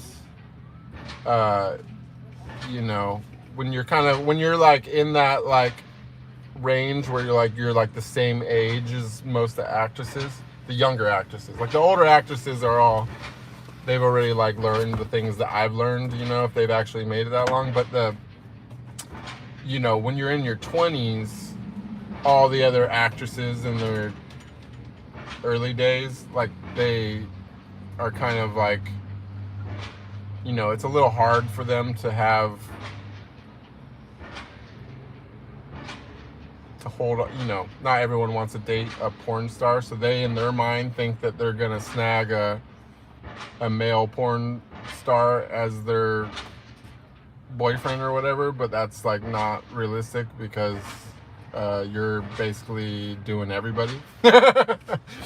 But it leads to a lot of after scene fun when you're in that range, for sure.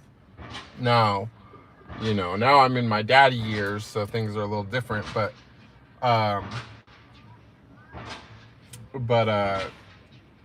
again, I don't really know how different they are because I haven't done a lot since I was, you know, in this range. I probably did less than 15 scenes, or I guess not including my own production, I probably did less than 15 scenes since I did my comeback after COVID.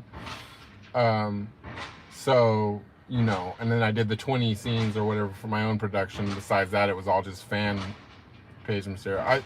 Did dog scare me? No, I was just scared. I seen someone coming up in my rearview mirror, and they were like walking super close to the car, and I didn't want Sam to like bite them on the ear because he does the plant from Mario Brothers things. He tries to snag people when they walk past the car. So I was more scared for the person. Must be hard mentally speaking, super open, zero jealousy. You know, if you feel jealous, jealousy inside you, yeah, it is. It's very hard. But once you release the concept of jealousy, like as like a, it doesn't even exist anywhere in your life. Like there's no, it's just it's something that is this is just my own opinion. Like I feel like it's like a little cancerous kind of growth thing when I think of jealousy. Like I envision like the jealousy, but I envision like the legs of it like infiltrating everything else around it. Oh, back in the day.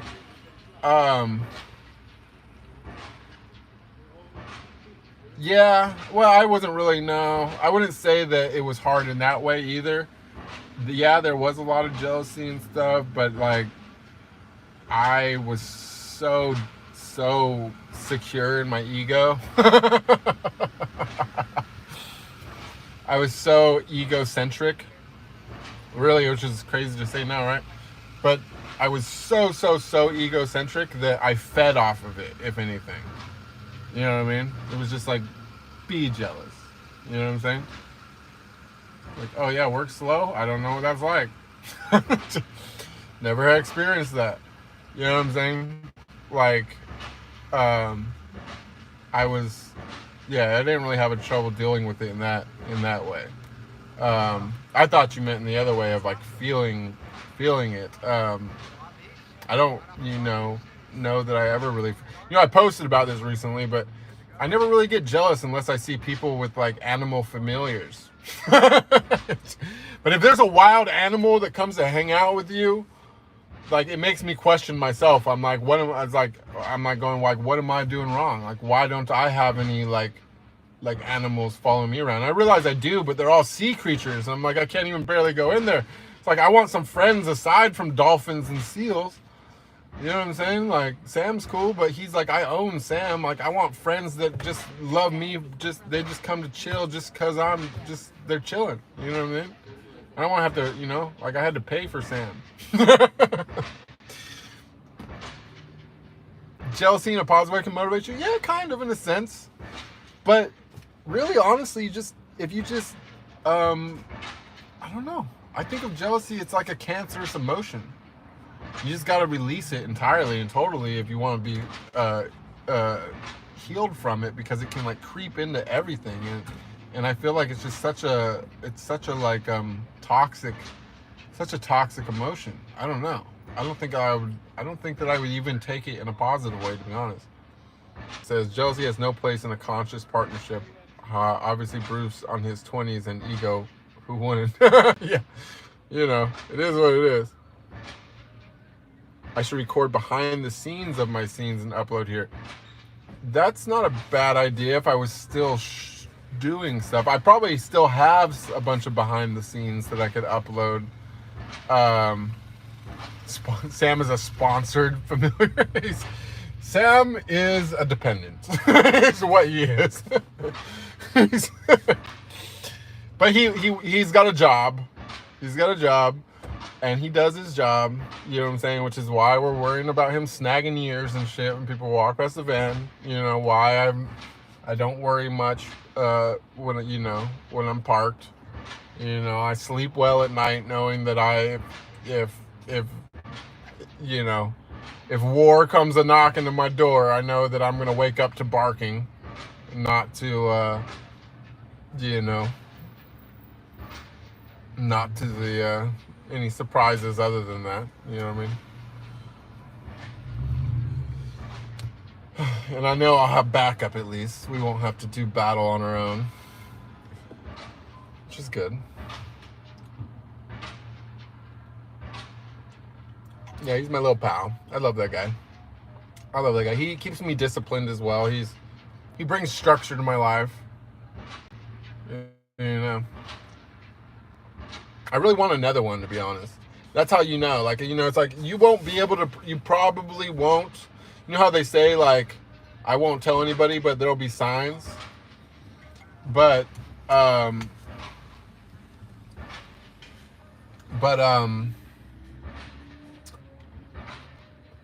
you know, that'll be one of those things, like, you'll know when, like, my hard times are over because suddenly Sam will have a friend.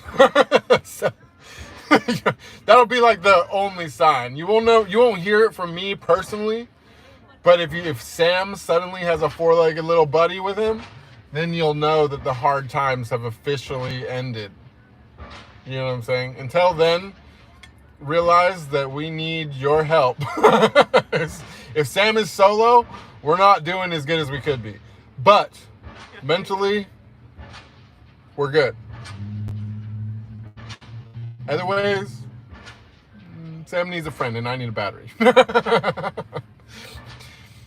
But yeah, he's my little pal. I love that guy. Now you're providing for the pup squad. Yeah, it's true. It's true. Pup squad. You know what I mean? I'm hoping that maybe that day will, you know, I wouldn't mind if it was sooner, but you know what I mean?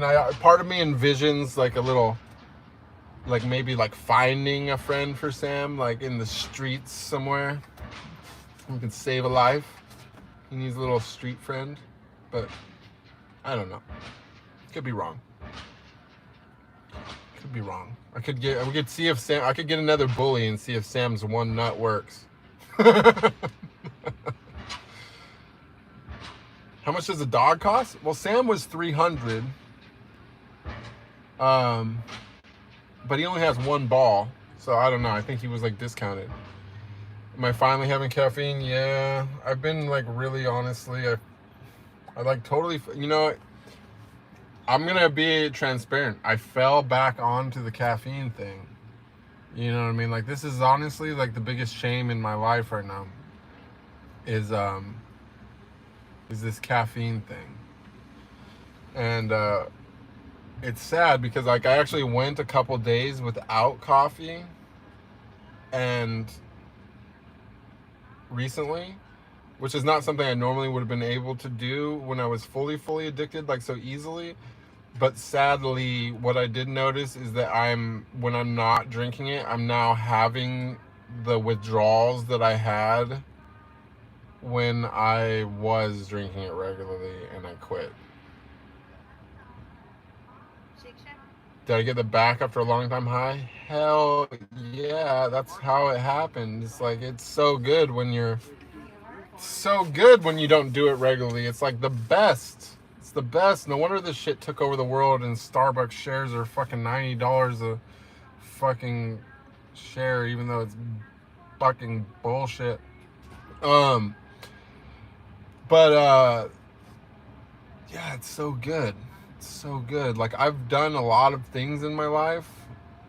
Coffee is such an amazing natural intoxicant. It really is one of the best, and most people would have no clue how good it actually is because they're so addicted to it. But if you get totally clean and then you have like a massive dose, like a quad shot of espresso, I'm telling you, there's no upper on this planet that competes with that.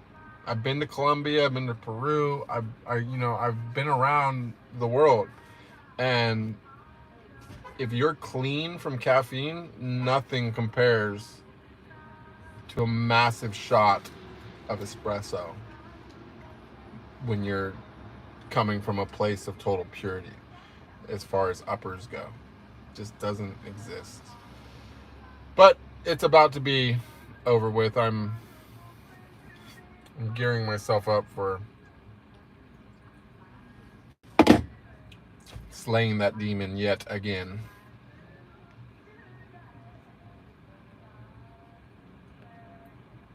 Do I consider myself a sex addict?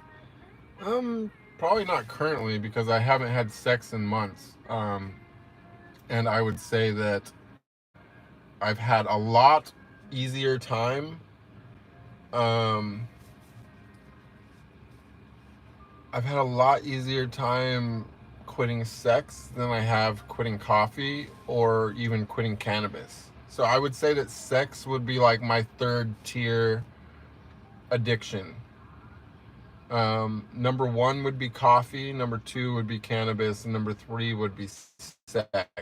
but sex has been fairly easy for me to defeat because I I think, like, you know, because I consider myself a master of sex. You know what I'm saying? Like, I never, like, I mean, this is, maybe this sounds egotistical. And thank you so much, by the way, for the super thanks, Franketta. That is beautiful. Really makes a huge difference. Um, but yeah, when it comes to sex, like, I think that I'm not really so much addicted as that it's just that it's my art. You know what I'm saying? So I don't know that it's necessarily my addiction, because I really have an easy time with letting it go. And maybe this is an egotistical thing to say, or it sounds ego-y, but I don't mean it in that way, and I don't actually feel internally that it's egotistical. I just feel like it's like a, you know, me accepting reality is that, like, I'm a master of sex, and that it's always going to be something that I do for somebody else. And if I'm addicted to anything, I'm addicted to giving pleasure and to seeing other people in the throes of ecstasy and pleasure. Um, but considering that I can myself orgasm simply from thought alone, without even a touch or another person or myself or anything, just a thought.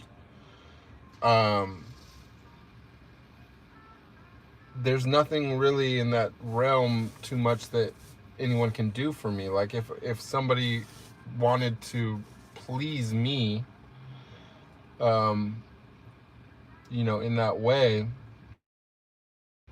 it would be through like assisted meditation, meaning like I would want them to possibly, you know, like there's a practice that I used to do long time ago before I was into the spiritual thing, but it was like one of the things that, thinking back on, like, I had a few different meditations that I've done for years. One of them is pacing back and forth and just going into a really deep visualization, logical process kind of a thing, but I've been able to repurpose that through non-logical thinking into a more, you know, left side brain thing, and that has, you know, done a lot for my meditation, and, you know, led to me being able to open eye meditation. But I've also, you know, one of the things I used to do also is that I would receive oral servicing for, I don't know what we can say here to, like, that. I don't know if we're saying too much for the tube, um but I used to, like, you know, just kind of close my eyes while I was getting that done to me, and I would use it to trace my nerve pathways.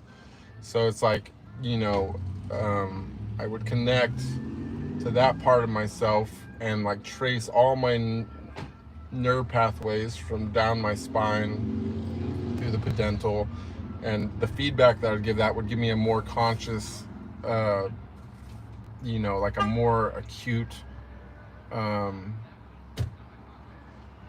image mentally of where all my nerves were running. And even to the point that sometimes, like, I felt like I could even feel the pathways of their nervous system inside of them. You know what I'm saying? So where, like, I used to, like, meditate on the interplay between nervous systems, the point where I would feel mine super acutely, and even to the point that I could feel partially part of theirs. Um, and That's something that I would say could possibly be, uh, maybe addicting, but I don't know. It's hard to say, but uh, you know, as far as it all goes, I just don't really think it really. It's like I said, it's my art, it's my mastery. So, um, and it was easy. It's been easy for me to put it down. So I don't know if I really consider myself an addict so much, but I know, you know, it's like the main reason why I want to conquer the caffeine and the cannabis is not because I think it's necessarily like the end of the world to be addicted to these things. It's that I just don't want anything to control me. I don't want any addictions in my life. I don't want to have to wake up and do anything, which is something that I've been a thought process that I've been working on for many, many, many years. And part of what led me, I think, to my whole spiritual awakening and stuff is that I was purifying, but I was purifying simply because I didn't want to be a slave to any substance or anything. It wasn't because I actually thought that it was going to do anything for me or gain me some kind of spiritual thing. It wasn't really even a concept in my mind, but I do believe that it led up to that, because it was always when I would get clean from weed and caffeine is whenever I would have a big spiritual upgrade. Even more recently, even though this last one was really minor, but I got that drip and I had the whole full activation, and it was literally after quitting for a day, or 2 days or something like that.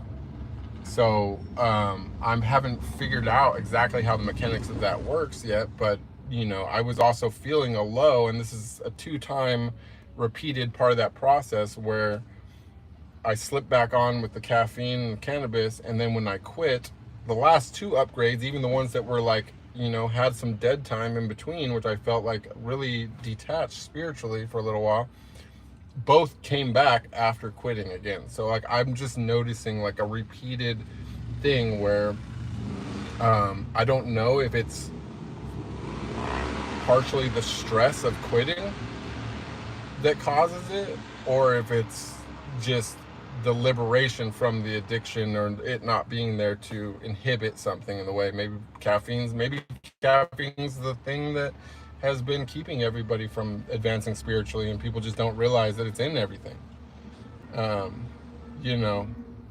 So it's kind of a thing. I don't know if that made any sense, but Magic says spirulina, cacao, and moringa are amazing for energy, but I think cacao has some caffeine. It does. Cacao has some caffeine, and I do use it sometimes. I actually really quite like it. My more concern about cacao is the lead. There's like quite high lead content in cacao. It just naturally bioaccumulates in that. And there's also something called theobromine, which supposedly has some kind of beneficial effects, but it's also what kills dogs. And I noticed it's also, I think, what's responsible for the smell of cacao. And I noticed when I drank a shit ton of cacao one time that I peed and it smelled like chocolate afterwards. And I assumed that that was from detoxing the theobromine. And so I'm like a little bit freaked out by cacao, to be honest. Not to say that I would never have another one on like a ceremonial thing, but yeah, the theobromine thing, like I think it not good, personally. That's just my own thing.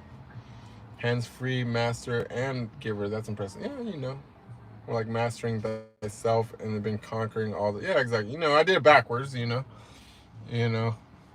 But that we're doing everything backwards. We fucking straightened out our chakras from the top down as well. So whoever's saying it can't be done out there, fuck them. Not that it should be done. I'm not saying it should be. I'm just saying it can be.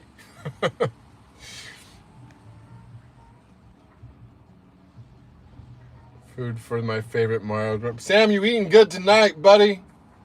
Compliments of Franquita. We got a fucking. There's a rotisserie chicken in your future, my friend. Was I a master from the beginning? No. I mean, I think that I was. It made a big impact to, be. It made a big impact to be separated from women from 19 to 23 during some very, very, very hormonal years, and also during those years realizing that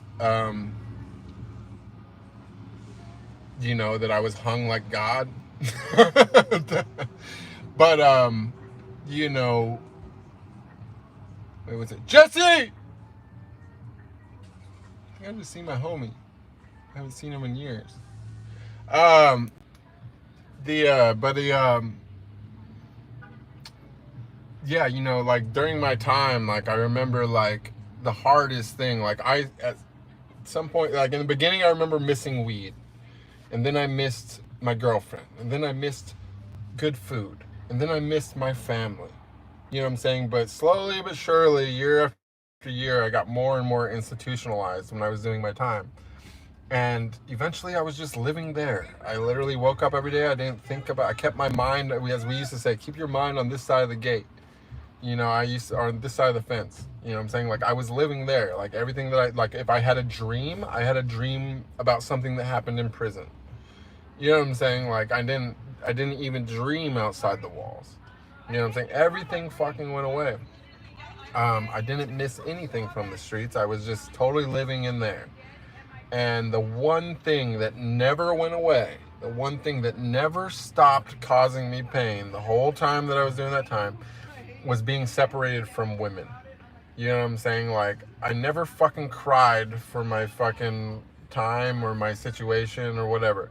The only tear I ever shed when I was in prison was literally one tear because I was watching Caliente Sunday on the Mexicans TV.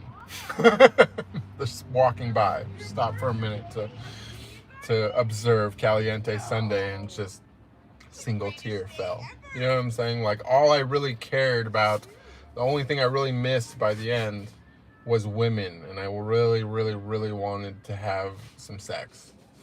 Um, you and I came out, and that's what fueled all my success. It was never about money. It was never about fame. It was never about anything else. I actually planned completely and totally for failure, and I didn't care. I just wanted to get laid, and get laid I did.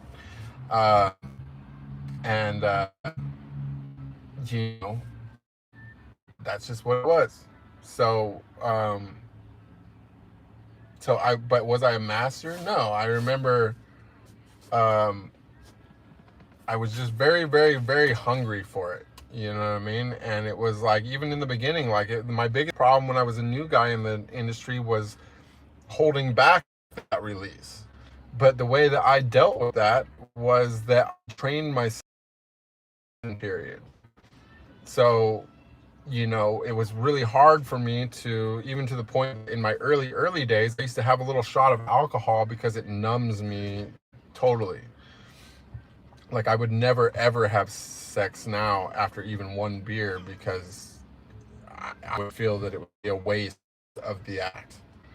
Um, you know what I mean? I would never put out the energy of to have sex if I had even half a beer because I know how much it numbs me. Um, but you know, I had the most trouble was like holding back that release, and so I trained myself to have no refraction period and just to be able to do it multiple times. You know, then later on, as I gained control of the actual release, I didn't lose control of the ability to do it multiple times, nor did I lose the um,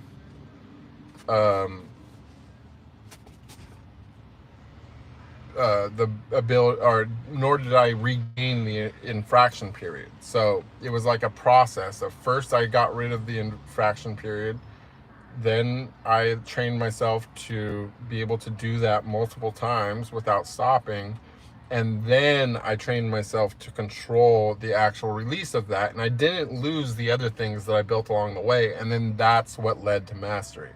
But I wouldn't even say that that led to mastery, because it was probably quite a bit later on. It was, you know, I actually had an experience on mushrooms a few years in. It was like my second year or something. I was on mushrooms. It was a really weird day. I'll tell you guys the story. So I was on mushrooms. I was living at the Palms place in Vegas at the time. I remember coming back and coming up the elevator. It was the weirdest day, and I pulled something out of my phone or something out of my pocket, and I dropped a bunch of coins. And I remember like 2 or 3 of the coins that I dropped in the elevator landed on their edge and were like rolling around, like, and didn't tip over. Like they were like landed vertically. And I was like, okay, that's weird. So then I went back to my room, and we were in the bathroom, because at the Palms we used to smoke in the bathroom to blow shit out the vent. So we're smoking in the bathroom some weed, we're shrooming, and I dropped a lighter in the bathtub. It was no water in the bathtub, but it was a white lighter, I remember, and it bounced around inside the bathtub, and it landed. Let me see if I have a lighter here somewhere.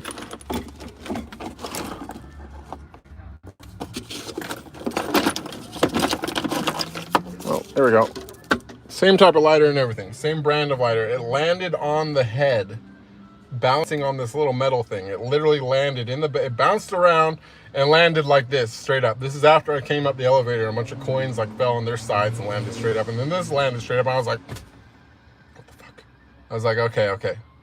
We're gonna leave. We're no going in the bathroom for the rest of the day. So like we're like exited the bathroom. I closed the bathroom door. I was like, just leave it there. We're gonna see if it's still like that when we're not tripping anymore.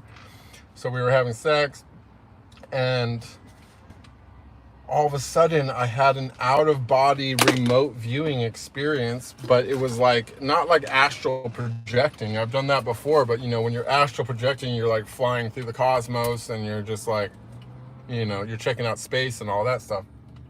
But this was different. This was literally like I was like 10 feet outside of myself, and I was like floating around like I had no body, and it's like my vision was just like outside of myself, and I was watching myself have sex, and I'm like moving the vision around. I'm like panning up and down, like coming in close and far, and I'm have total control of this remote eye.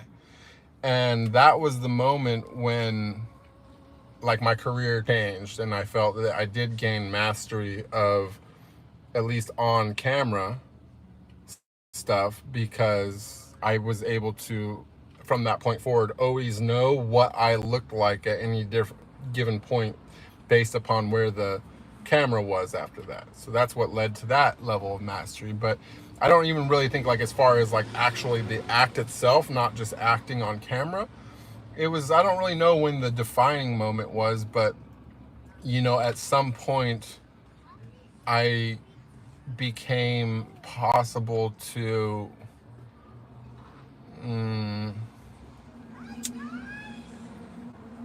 you know, excite the other person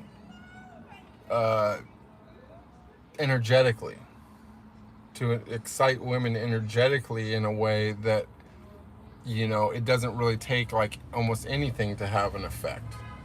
You know what I mean? Like I've actually, like I'm sure most women have met a guy that was premature, and maybe like instantly, or even before something happened, like they had already gone. But I've actually caused that in a woman before.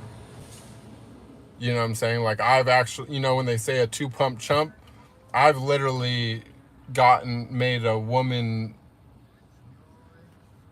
orgasm from literally the initial stroke. You know what I'm saying?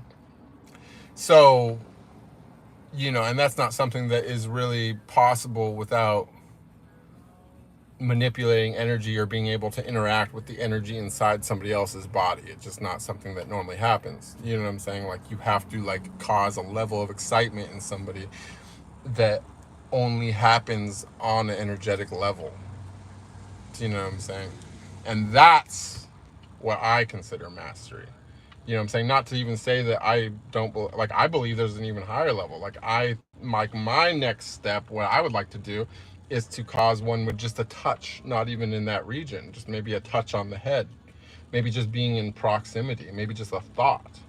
You know what I'm saying? Like I believe all these things are possible because I know that it's possible to interact with other people's auras. Now, I haven't had the opportunity to practice this, so I don't really, you know, I don't know what is possible, what is not possible. I have these theories. I haven't gotten to try them that much, you know what I'm saying? Like, but, you know, that's my hypothesis coming from an extremely educated point, is that all these things are possible. And that's what I would like to learn to do and learn became possible. And so that when I do double back around to the old way, the outdated, obsolete method, that now there will be like a new level of understanding, a new level of mastery, a new realm of possibilities that can open around that. But it's like the same thing as everything else. Like, you don't lose what you used before as your technique,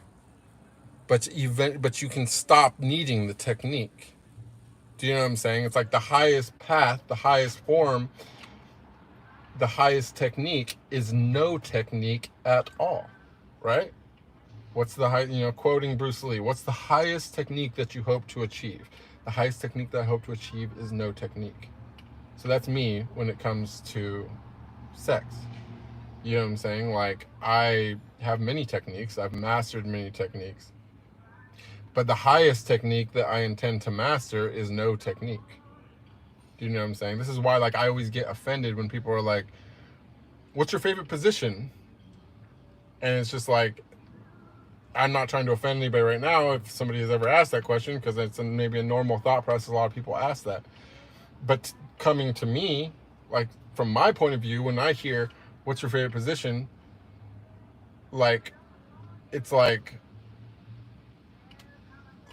I can't even respond, because it's like the dumbest fucking question I've ever fucking heard in my life from where I'm sitting. You know what I'm saying? Like, my what?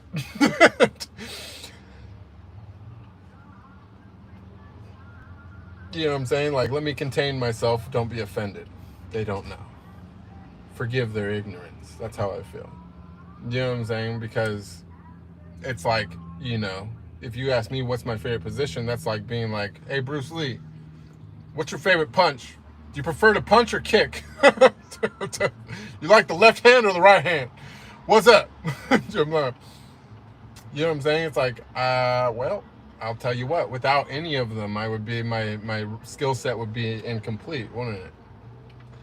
So, you know what I'm saying? You use what works. Not, you don't have a favorite. You know what I'm saying? Like, you get the job done. You know what I'm saying? Max says, how were the first couple days out of prison? Surreal, hard to adapt? It's a little weird.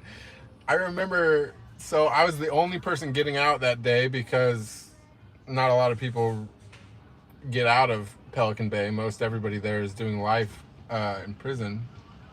And it was like hours and hours of fucking process. Like, they wake you up at fucking 5 o'clock in the morning, and, you fucking start your process, and it's hours of one gate after the next. And for whatever reason, I thought, I'd already gotten in trouble when I was in there and had another case thrown at me. And like, I had a really turbulent life prior to all that. And so in my mind, I'm just going like, I'd already had something old come back to haunt me.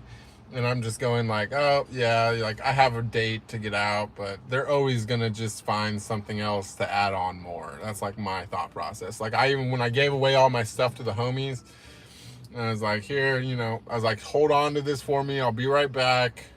I was like, they're not really letting me go. Like, chill, you guys. Like, I'm just going to go. They're going to fucking find something. So you go through every gate, and you're just like, oh, here's the one where they go, oh, yeah, we found something. You got to go back to court. So I just the whole time thought that I never actually thought I was going to get out. You know what I'm saying? It was like checkpoint after checkpoint after checkpoint after checkpoint. And the next thing I know, I'm like on the bus, and I'm going like, what the fuck am I doing on this fucking bus? And then they drive you out, and it's like, you see the electric fence, and you're like passing the electric fence. You're like, holy fuck, I'm past the fence. I'm in no man's land, because this is the area where they shoot you. Like, normally if you're in this area, they call it no man's land, because this is where you get shot. I was like, oh fuck, I'm in no man's land. I'm in no man's land. Like, oh. And fucking, then they fucking drive out of the actual outer gate, and it's like my mother and my grandma were like the only ones parked in the parking lot. And they're standing outside the door, and like, yeah, I'm just like sitting there, and he like opens the door to the bus. And I see the door of the bus open up, and I'm sitting there, and keep in mind, I don't have cuffs on. You know what I'm saying? Like, it's been a long like a long time since I'd been anywhere without cuffs and shackles. And so like I have no cuffs and shackles. The bus door is now open. I can see my mother and my grandma. I'm outside the gate and I'm just sitting there. And the guy's like, yo, get off the bus. I was like, what? Oh shit. So I get off the bus and I'm looking around. I'm like, all right, is this the part where they shoot me? And I walk over to my mom and my grandma, and they're like standing there, like all quiet, like looking at me, like waiting for something. I'm like, just get in the car. Just get in the car. Let's go. So I was like, there was no hugs, no nothing. It was like, just go. And I'm just like, I remember, like, and keep in mind, my grandma's not like a speed demon. My grandma was driving, and you know, she drives like a grandma, and I'm just kept going the whole way. Because keep in mind, this is like from Pelican Bay. So this is like way up in the fucking mountains, like on the border of Oregon. You know, it's a 13-hour drive back to where I'm from. And so yeah, we're going. I'm just like Kevin. I'm like, Grandma, slow down. Like I felt like we were going like Mach 30, fucking in my grandma's fucking Oldsmobile or whatever she was driving. And you know, we went about part way down. We got a hotel. I remember it was like a nice room at a Best Western. And they got like a room where it was like a separate bedroom so that I could have my own room, and then they shared the couch bed in the front. And so I went to sleep. It was all very anticlimactic. And then in the morning, this is when like it really hit me, was in the morning, I heard my grandma pick up her keys. I don't know what she was doing, but she picked up her keys, and I heard the keys jingle. And I was like, you know, like in my head, I was already used to hearing keys jingle every time the fucking cops would come by. So I was like, oh, fuck. I'm like waking up for breakfast because I'm thinking like, oh, okay, the cops are opening fucking cells for breakfast. And when I opened my eyes, and I'm at the Best Western, and then I remembered I was like out of prison, like, and I woke up like hearing the keys, thinking I was like totally forgetting that I was out. That's when it all fucking hit me, and I was like, oh my gosh. And then, yeah, I don't know. After that, it was like a little bit weird, I guess, because I don't know. When I got back to my hometown, like, first thing I noticed is like all the trees were way bigger. You know what I'm saying? Like, it's like they already were big, but like I'd been gone enough that like the eucalyptus trees around my house and shit were substantially larger. Everything looked older. And you know, like when I went in, like we had like flip phones, and like I came out, and like I thought it was so cool that they had a phone with a keyboard in it. I went and bought a phone with a keyboard in it that I remembered like thinking that was awesome, like because I've seen it in a magazine or whatever. And then come to find out they had iPhones and all this other shit, that the flip phone with the keyboard was like old technology. Like it was crazy. Like, I don't know, just like the way the technology had advanced was like really wild. And you know, I got out during the recession, so it's like nobody had money and nobody had jobs. Everybody was stressing. And you know, I was just had a really pure mind and was like really happy to be free, and everything was like nothing could get me down because I'm like just came from fucking hell.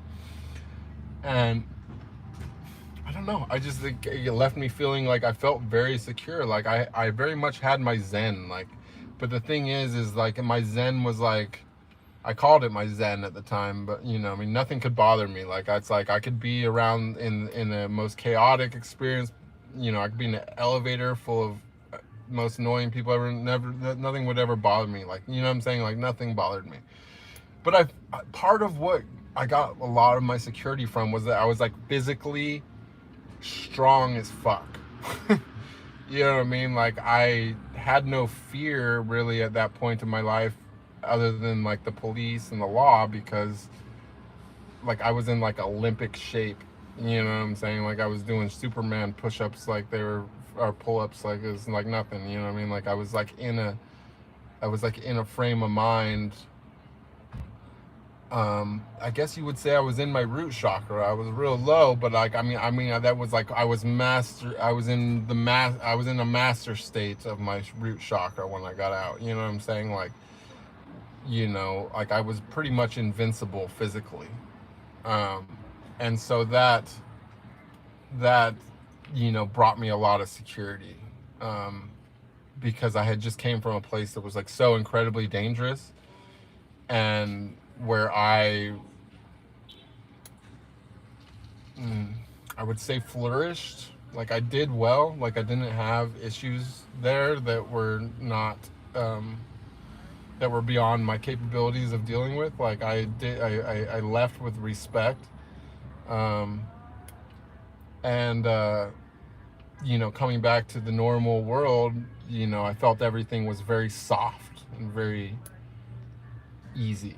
You know what I mean? Like I didn't, and nothing like really occurred to me as, you know, I didn't really see danger anywhere other than in the police, you know, or the law. And so I was, you know, I was having actually a very spiritual time at that time, but without really knowing it. Like, and it was everything that I'm not now. Like everything that I need now, or like this is what I actually realized just yesterday. It's actually interesting that we've come full circle of this. Is that for my spiritual advancement right now, like my current, like my intuitions, like delivery of my next step, which came yesterday, was basically that I have to master everything that I had mastered before, but while retaining everything that I have mastered now. So like in mastering everything that I've mastered now, I released everything that I had mastered before that had brought me. Now I'm hoping that, you know, as Chuang-Tzu says in the Tao, you know what I mean, like that this is how you gain true mastery. You know what I'm saying? And something that I've observed as well, and what I'm also practicing with sex right now, is that if you want to master something in the highest form, you first master it. But if you want to become a grandmaster, you forget it. You know what I'm saying? You have to first master it, then you have to forget it. And it's like, I don't remember the story exactly. I guess I got the book back here. You know, I'll read this one chapter from the book. 1 second, you guys.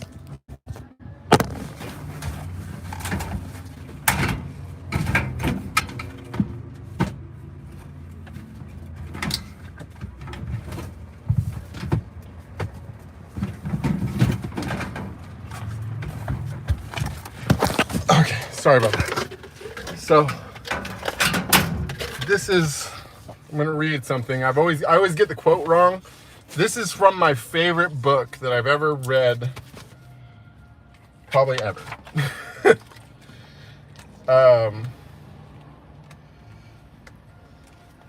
Is Chuang-Tzu. Okay, part 3, 58.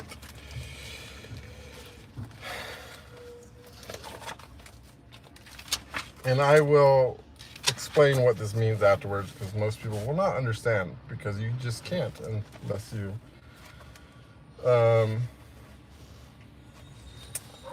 let's see, where is it?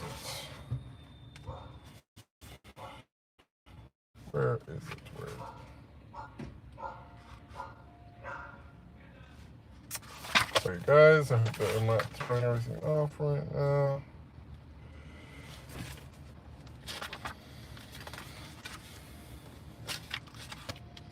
Happy turtle. 1 second. The value of that which is useless. No, I don't know. Is it maybe not going to be where?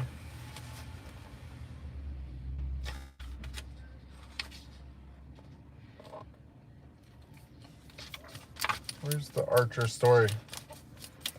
Come on.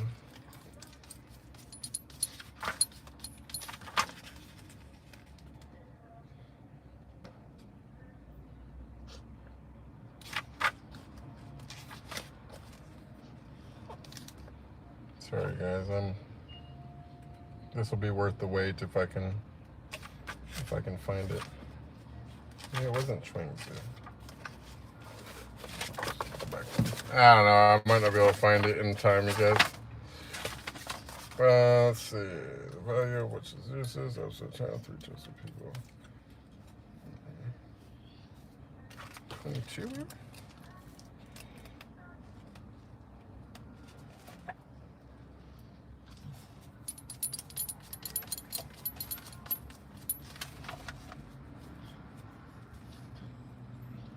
Okay, I don't know if this may or may not be what I was looking for, but this is on topic with what I was saying. So, this is from a book called Tao by Osho, okay? The chapter is called No Goal, No Technique. And the footnote under the chapter says, all technique is against nature, against Tao. Effort as such is against Tao. If you can leave everything to nature, then no technique is needed, because that is the ultimate technique. If you can leave everything to Tao, that is the deepest surrender possible. You are surrendering yourself, your future, your possibilities. You are surrendering time itself and all effort. This means infinite patience, awaiting. Okay? The chapter says, once you surrender everything to nature, there's no effort. You just a deep let go. Things happen to you, but you are not making any effort for them. You are not even seeking them. If they happen, it is okay. If they don't happen, it is okay. You have no choice. Whatever happens, happens. You have no expectations, and of course, no frustrations. Life flows by. You flow in it. You have no goal to reach, because with a goal, effort enters. You have nowhere to go, because if you have somewhere to go, effort will come in. It is implied you have nowhere to go, nowhere to reach, no goal, no ideal, nothing to be achieved. Effort will take time. Surrender will not take time. Technique will take time. Surrender will not take time. That's why I call surrender the ultimate technique. It is a non-technique. You cannot practice it. You cannot practice surrender. If you practice, it is not surrender. Then you are relying on yourself. Then you are not totally helpless. Then you are trying to do something, even if it is surrender. You are trying to do it. Then technique will come in. And with technique, time enters, future enters. Surrender is non-temporal. It is beyond time. If you surrender this very moment, you are out of time. All that can happen will happen. But then you are not searching for it, not seeking. You are not greedy for it. You have no mind for it at all. Whether it happens or not, it is all the same to you. Tao means surrender, surrender to nature. Then you are not. Tantra and yoga are techniques. Through them, you will reach a place of surrender, but it will be a long process. Ultimately, after every technique, you will have to surrender. But with techniques, it will come in the end. With Tao, it comes in the beginning. If you can surrender right now, no technique is needed. This is what I was saying earlier. When I was saying to delete yourself and everything that you are, this is essentially what I'm saying. You have to be deconditioned. You have to be deconditioned. If you are in Tao, then no technique is needed. If you are healthy, then no medicine is needed.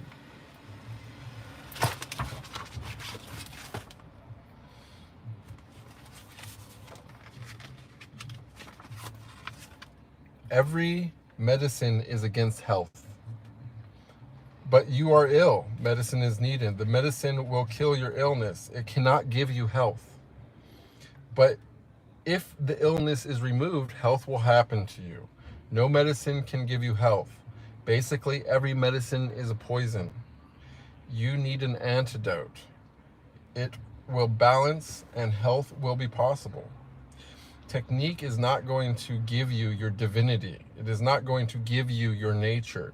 All that you have gathered around your nature, it will destroy. It will only decondition you. You are conditioned, and right now you cannot take a jump into surrender. If you can take it, it is good, but you cannot take it, your conditioning will ask, how? Then techniques will be helpful. When one lives in Tao, then no yoga, no tantra, no religion is needed. One is perfectly healthy, no medicine is needed. Every religion is medicinal. When the world lives in total Tao, religions will disappear, because everyone will be a Buddha or a Jesus. But right now, as you are, you need techniques. Those techniques are antidotes. You have gathered around yourself such a complex mind that whatever is said and given to you, you will complicate it. You will make it more complex. You will make it more difficult. If I say to you, surrender, you will ask, techniques? Are not techniques against Tao? If I say no technique is needed, simply surrender and godliness will happen to you, you will immediately ask, how? Your mind. If I say Tao or Tao is right here and now, you need not practice anything. You need simply to take a jump and surrender. You will say, how? How can I surrender? And if I give you a technique to answer you, your mind will say, but is not a method, a technique, a way against Tao? If divinity is in my nature, then how can it be achieved through a technique? If it is already there, then technique is futile, useless. Why waste time with the technique? Look at this mind. Once it has happened that a man, the father of a young girl, asked composer Leopold Godowski to come to his house to give an audition to his daughter. She was learning piano. Godowski came to their house patiently and listened to the girl playing. When the girl finished, the father beamed and he cried in happiness and asked Godowski, isn't she wonderful? Godowski is reported to have said, she has an amazing technique. I've never heard anyone play such simple pieces with such great difficulty. Let that sink in for a second. I have never seen anyone play such simple pieces with great difficulty. This is what is happening in your mind. Even a simple thing you will make complicated and difficult to yourself. This is a defense measure. Because when you create a difficulty, you need not to do it. First, the problem must be solved, and then you can do it. Remember, you can go on in this vicious circle continuously forever and ever. You will have to break it somewhere and come out of it. Be decisive, because only with decision is your humanity born. Only with decision do you become human. Be decisive. If you can surrender, surrender. If you cannot surrender, don't create philosophical problems. Use some technique. Either way, the surrender will happen to you. And that is the chapter, okay? So, that was from Osho. That was the Tao. No copyright infringement intended. Much credit to the man, Osho himself, who I adore and love. But it wasn't the chapter that I was really looking for. There was one, I might have been confusing who the guy was that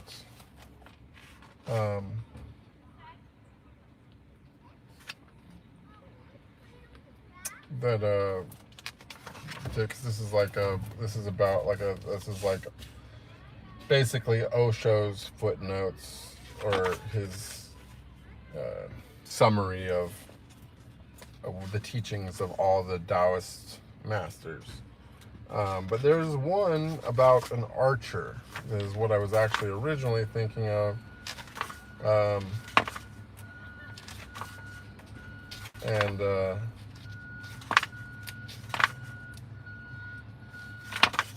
can't seem to find it. But let's go ahead and talk about what I just read. So, let's see.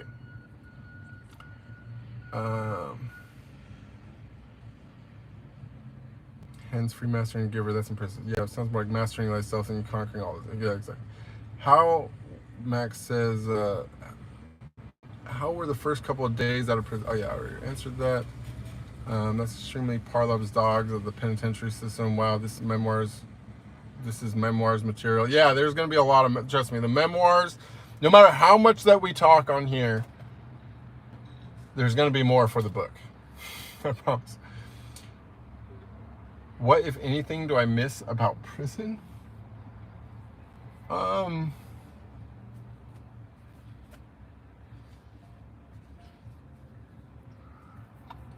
mean, I guess the only thing is like, you know, it teaches you to live in the moment, you know what I'm saying? Because you don't have a lot to worry about. You know what I'm saying? Like, okay, you could busy yourself on thoughts of what's on the other side. But that's wrong, and you're going to make yourself miserable like that. You know what I'm saying? When you know, the reality is they're going to wake you up in the morning. They're going to serve you breakfast. You're going to get back at lunch. You're going to have dinner later. You know, there's going to be shower time. There's going to be yard time. Everything is structured. You don't have anything to think about as far as like basic survival beyond being as strong as possible, so that if you're in a confrontation that you can, you know, enter combat and possibly survive. You know, and increasing that probability of your survival. You know, I don't really say there's anything to miss. It's just, you know, the lessons were not missed. And for that reason, I don't need to miss anything, because whatever I could gain from that, I already gained. There's nothing left to gain there. And so there's nothing to miss. But, you know, but it wasn't without value. So, there's that. Which, by the way, this is the book, you guys, in case anyone's interested in getting it.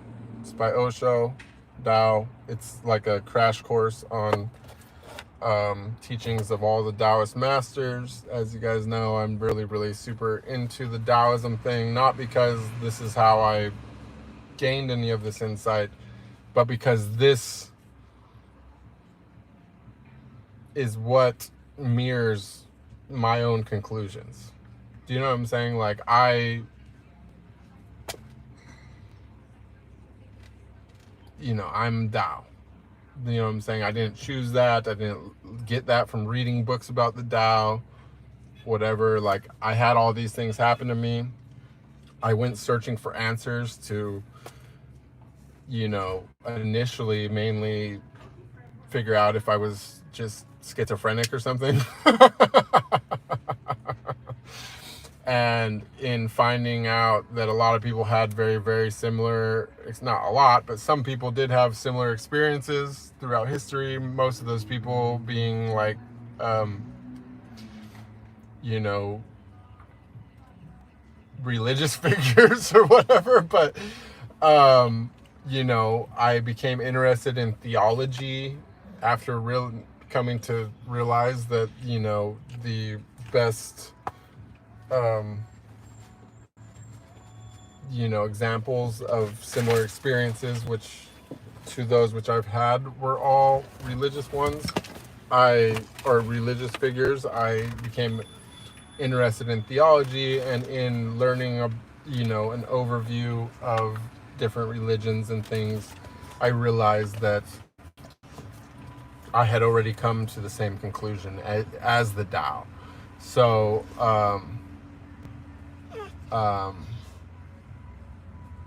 you know, there was nothing, it was just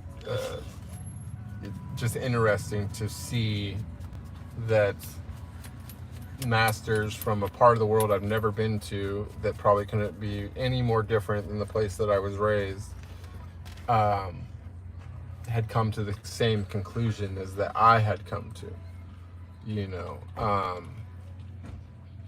And so that's why I'm into the Tao. The art of archery? No, there's a story about in the I can try to find the thing. One second, let me check that. Since we're catching up on that we're caught up on the chat, I'll give it one last skim through to see if I can find the thing. No goal, no technique. We read that the water course way. The way.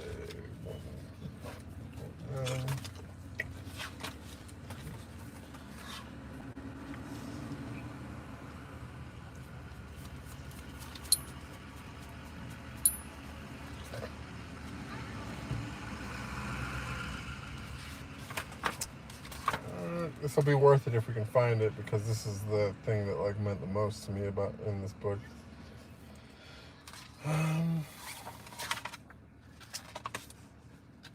This is also an interesting thing about the 3 types of people. I'll just read the footnote. Lao Tzu says, when the highest type of people hear the Tao, they will try hard to live in accordance with it. When the mediocre type of people hear the Tao, they seem to be aware and yet unaware of it. When the lowest type of people hear the Tao, they break into loud laughter. If it were not laughed at, it would not be the Tao. Let's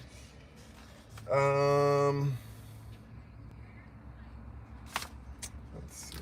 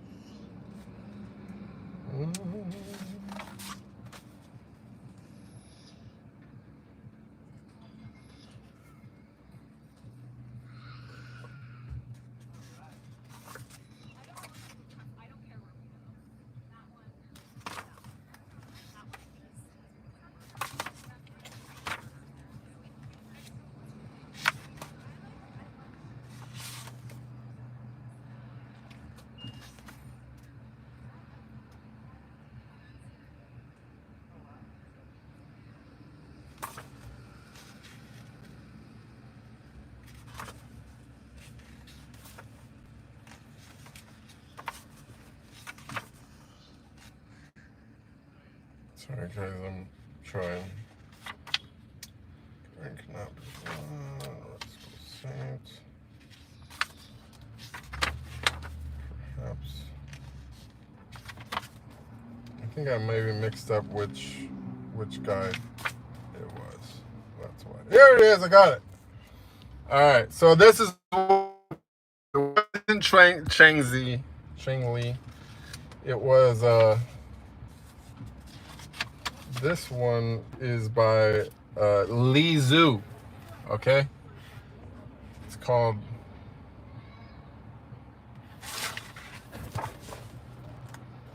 The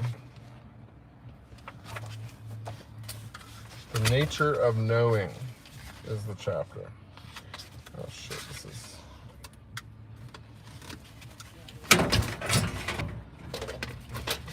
Just help yourself, buddy.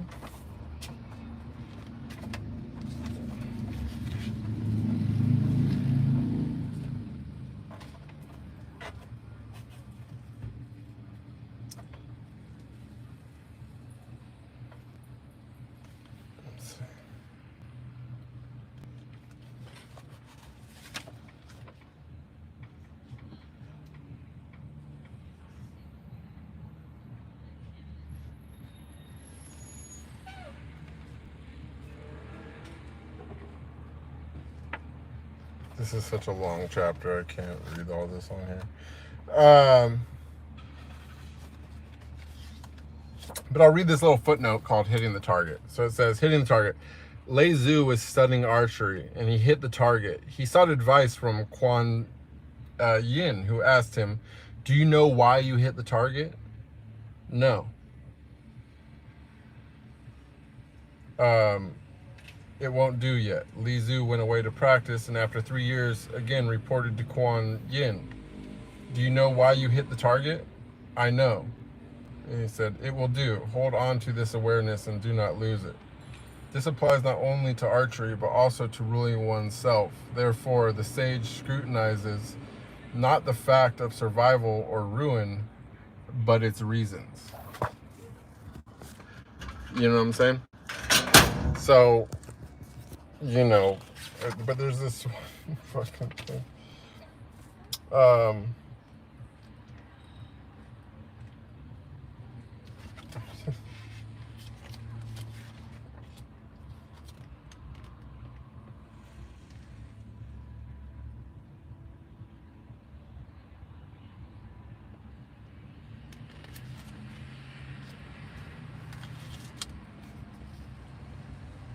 Yeah, this is too much. Oh, wait. Maybe I found it.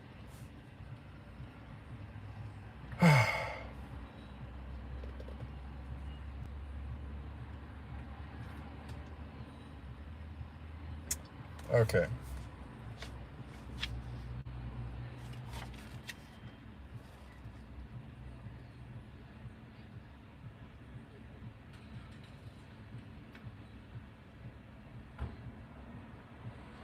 Okay, here we go. Okay, I'm going to start right here.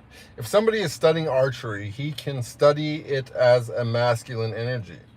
Then he will become technically expert, but he will miss the deeper art of it. Lei Zhu was studying archery and hit the target. Now, this is the male understanding. If you hit the target, you have learned the art. What more is needed? If out of 100 tries you can hit the target 100 times, what more is needed? In Japan, a German professor, Herigel, was learning archery with a Zen master. He became perfect, 100% perfect. Not a single target was ever missed. Naturally, he said to the master, now what more is there? Now what more have I to learn here? Can I go? Can I go now? He said, the master said, you can go, but you have not learned even the ABC of my art. Herigel says, the ABC of your art, my target is 100% perfect now. He said, the master said, who is talking about the target? Any fool can do that just by practicing. That is nothing much. Now the real thing starts. It's important. When the archer takes his bow and arrow and aims at the target, there are three elements. One is the archer, the most fundamental and basic thing, the source, the innermost. Then there is the arrow that will pass from the archer to the target. And then there is the bullseye, the target, the farthest away thing. If you hit the target, you have touched the farthest. You have touched the periphery. You have touched the source. Or you have touched the periphery. You have to touch the source. You can become technically expert in hitting the target, but that is not much. Not much if you are trying to get into deeper waters. You are an expert. You are a man of knowledge, but not a man of knowing. The arrow moves from you, but you don't know with what energy the arrow moves. How does it move? Who is moving it? You don't know that. You don't know the archer. Archery you have studied. The target you have achieved. 100% perfect was your aim. At 100% perfection level, you have become efficient. But this is about the target. What about you? What about the archer?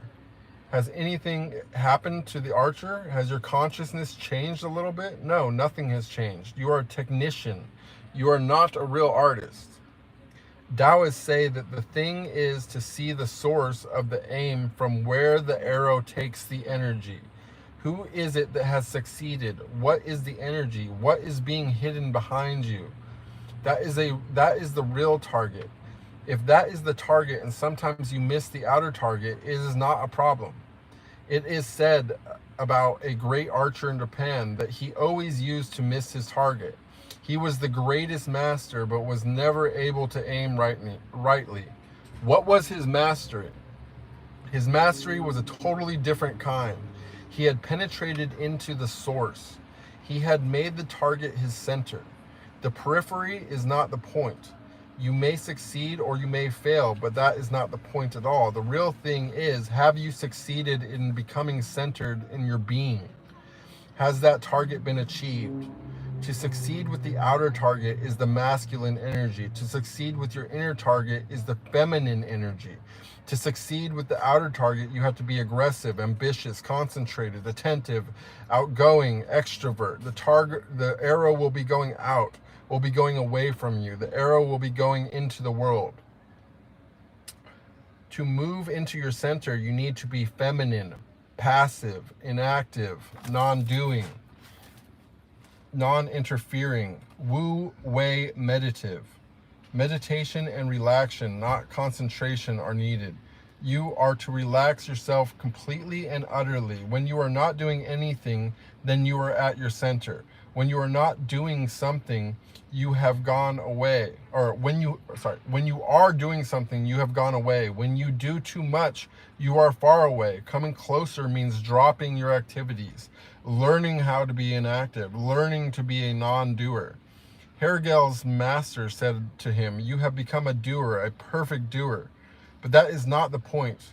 You could have learned in Germany. There is no need to come to Japan. Masculine arts are available in the West. But if you have come to the East, then please learn the real thing. Now you have to take your bow without being a doer. You have to pull your arrow without being a puller. You have to aim at the target without aiming. There should be no tension, no effort, no doing on your part. Just be passive. Let it happen rather than doing it. Then you will be centered. Do you know the difference between doing a thing and letting it happen? If you know the difference, then you can understand this parable. Otherwise, it will be difficult. Let me remind you, because you may not have noticed it, or may not have noted it. Sometimes making love, you were a doer. Then you missed. Yes, there was a sexual release, but it was not a true orgasm. Sometimes it was a doing. You allowed it to happen. Then it was a release, certainly, but with a plus. It was an orgasm. You had a feeling of expansion. You became enormous and huge. You touched the very boundaries of existence. In that moment, you disappeared as an ego. You were not. You pulsated from one core to another core. You pulsated in all of your layers, but you were not the doer. Bring the doer in and the pulsation stops. Drop the doer and the pulsation starts again. Sometimes swimming in a river, you start floating. Swimming is beautiful, but nothing compared with floating. Sometimes you just lying in the river, not making any effort, you start floating with the river. Then you know a totally different quality of experience. The river takes you in her arms. The river supports you. The river and you are no longer enemies. There's a sort of inner connectedness. You have fallen en rapport with the river energy. Your energy and the energy of the river are making love. Then there's an orgasm. Sometimes sitting silently, doing nothing, you have become aware of letting go, and there is a benediction. Sometimes looking at the stars or the trees, suddenly it is there, but you were not doing anything. These moments come to everybody. They come when you are expecting them. They come only, they come when you are not expecting them. They come only when you are not. They steal in when your doors are open and when you are relaxed. Sometimes out of nothingness and nowhere, a great benediction comes. These moments come to everybody, but you have not observed them. You have not noticed them. These gifts from existence, they are reminders. You are in a strange land, come back home. Existence knocks on your heart again and again whenever an opportunity is there, whenever you allow it. On a Sunday, you can lie in bed, not in a hurry to go to the office, and the children are awake and rushing through the room of your partner is preparing the tea, and there's the sound of the kettle and the traffic slowly moving outside, and you turn in your bed and you pull on your blanket, and there is suddenly nowhere to go. It is Sunday. Christianity has given one beautiful thing to the world: Sunday. Hinduism has no Sunday. Sunday is the greatest contribution of Christianity. You can dream a little more. You can float into sleep again. There are scents from the kitchen. Breakfast is being made. You are in a state of relaxation, not tense. And suddenly you feel tremendously beautiful. Life has meaning. Something flowers in you. Something unknown enters you. These are the moments when you are feminine. Rushing to the office, you become male. You may walk on the streets along which you go to the office every day, but when you are just going for a walk, you are female. When you are going for a walk, you are not going anywhere in particular. You are just enjoying the birds and the trees and the wind and the morning and the sun and the children laughing and going to school. You are enjoying, not going anywhere in particular. And at any point you can turn back and go home. There's no target, there's no goal. There's simply enjoying a morning walk. And suddenly it is there, the moment of let go. Watch these moments of let go because they are messages from the beyond. Watch these moments of let go, cherish them, taste them, welcome them so that they are become more and more available to you. Receive the guests gratefully so that it will come more and more often. Dao says that the real happens only when you're in such a state of diffused relaxedness that you cannot say I am. I am means you are tense.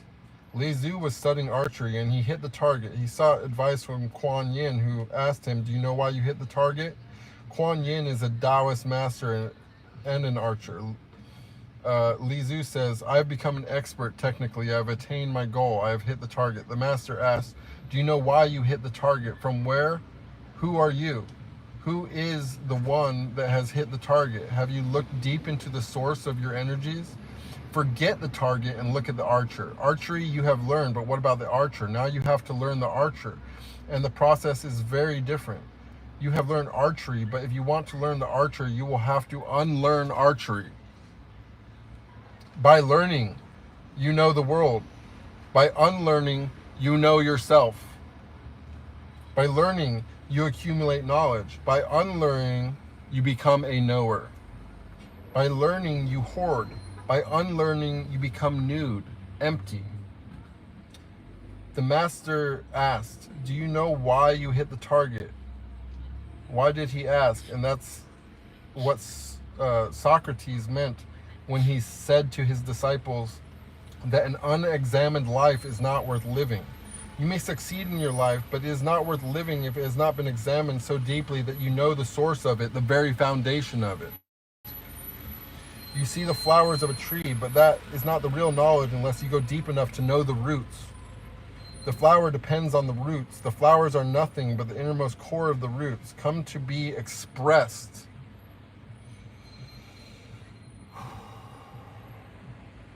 The roots are carrying the poetry, the source, the juice, which will become the flowers, which will become the fruit, which will become the leaves. And if you continuously count the leaves and the flowers and the fruits and never go deep enough into the darkness of the earth, you will never understand the tree because the tree is in its roots. Sorry, I told you guys it's a long chapter, but this will be worth it. We're going to go ahead and bang this out. Where are the roots of the archer? You have succeeded in hitting the target. That is a flowering. But where are the roots? Do you know why you hit the target? Do you know why these flowers have bloomed? Do you know from what source? The flower is the last activity, the most peripheral. The roots are the seed, the primary activity, the most basic. The roots can exist without the flowers, but the flowers cannot exist without the roots. You can cut the flowers off and another flower will come. In fact, a far better flower will come. If you cut the flower, the roots will take up the challenge immediately and they will send a bigger flower. They will say, let us see who wins. I once had a gardener, a very rare man, a master gardener. He used to win all the competitions in the city. Nobody was ever able to produce such big flowers as he. All sorts of flowers. I asked him, what is your secret? He said, this is my secret. I challenge the roots. I said, what do you mean? He said, I cut the flowers. I don't allow ordinary flowers to happen to the tree at all. If a tree can give 100 flowers, I only allow 1. 99 I drop. I cut them all off immediately because they are a waste. And the roots get madder and madder and angrier. And then the biggest flower, as if all 100 flowers were made into one. Finally, the roots win. That is my secret. I make them mad. You can cut the flower and I will cut, and it will come again. And you can cut another and it will be replaced. But cut the roots and the tree will be gone. The master asked, do you know why you hit the target? The disciple said without any hesitation, without wanting or waiting a single moment, no. This is honesty. The disciple is really a disciple. It is Lezu himself, the man we have been talking about all the time. He said, no, this is honesty. If I ask you, do you know who you are? Only the very honest will say no. The dishonest will start brooding. The dishonest will say, let me think about it. But are you going to think about it? If you know, you know. If you don't know, you don't know. What are you going to think about? Thinking means that you will try to manage an answer. You will try to manufacture an answer. It is difficult to find a person who can admit that they don't know. And that is one who can become a real disciple. That is one who can one day know. You will not say no. Somebody will say, yes, God exists, I know. And somebody else will say, I know there is no God. But both know. Few are able to say, I don't know. Lezu says no, he is a real disciple, a true disciple, authentic. Disciple has to be open in his heart before the master. The disciple has to be nude. He cannot hide anything, because if you hide from the master, you will never grow. Lezu said no. Then the master said, it won't do yet. It is good you have progressed, and your no is a good indication, but it won't do yet. You have to go further still. He went away and practiced after 3 years, reported to Kuan Yin. What did Lezu do for 3 years? He had attained his target, but what he was doing for 3 years, the parable does not say, because this is a parable to be meditated upon. A parable is such that it says only a few things and leaves many things unsaid, so that you have to meditate and fill the gaps. You have to find where the intervals are. You have to, and in those intervals lies the real thing. What did he do for the 3 years? When you have hit the target, what more can you do? He was unlearning. Learning was finished. Learning was complete. He was unlearning, or he was turning his eyes inward. Watch. When an archer takes the bow and the arrow in his hand, and his eyes are on the target naturally. So what was Lezu doing for 3 years? When he took up his bow, he would look up at the target, but deep down he would look at himself. The target became secondary. The arrow of his consciousness became a double arrow. That's what Gurdjieff calls self-remembering. When you look at me, you are seeing me. Your consciousness is one arrow aimed toward me.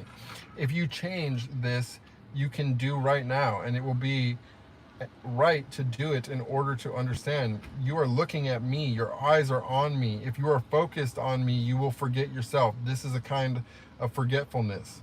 Now make your consciousness a double arrow. Look at me at the same time, simultaneously, and look at yourself. Look at the scene and look at the seer. When you are listening to someone, listen, but always become aware of the listener too. The talker has to be listened to, and the listener also has to be listened to. Then you are conscious. Has double arrows. Now, right now is one-way traffic. You look at me and you are not looking at yourself. This is a sort of self-forgetfulness. If you look at me simultaneously, become aware of looking at yourself, in that moment, self-awareness happens. What Lezu did for 3 years in the forest was a harder task. Learning was simple. He was male. He had to become female. First, he was trying to penetrate the targets outside. Now he was starting to move inside, into the womb of his own being. He became feminine. Knowledge is an aggression. Knowing is passivity. There are two types of mind mentioned in Tao. One they call Mui, and the other they call Ui. Mui means natural, relaxed, and Ui means unnatural, tense. When you are fighting with life, you exist as Ui. When you are flowing with life, you exist as Mui. Swimming, you function as Ui. Floating, you function as Mui. When you are in a let-go, it is the natural mind in tune with the whole, in tune with the Tao. Then the birds singing are not a distraction. On the contrary, they enrich the silence. Then everything is allowed. All the doors are open. You are not resisting. You are not struggling. You simply are. That is the state of Mui. First, Lezu learned and created the state of Ui. He became aggressive, extroverted, pointed outwards towards the target. It was ambition. He succeeded. He fulfilled the target. Then the master said this was nothing, and he had to go further. What did he do for 3 years? He became mui. He relaxed. He would sit silently. He would feel the let go, and by, he would take his arrow and bow and release the arrow in a state of let go. He would not shoot it. He would allow it to be shot. This is different. He would not shoot it. He would wait for it to shoot itself. Hergel tried with the master, but he could not succeed. Then one day, desperate, he said, I don't think I will ever be able to succeed. I cannot understand what you call this mui. It is all nonsense. How can the arrow shoot itself if I don't shoot? If I don't pull the bow, how can things happen on their own? It is possible. We can understand Hergel. This is the Western attitude. It is impossible. The master said, then you can go. Hergel asked, will you give me a certificate? The master said, impossible, because you have not learned anything. Whatever you have learned, you could have learned anywhere else. Been there for 3 years, it was too long.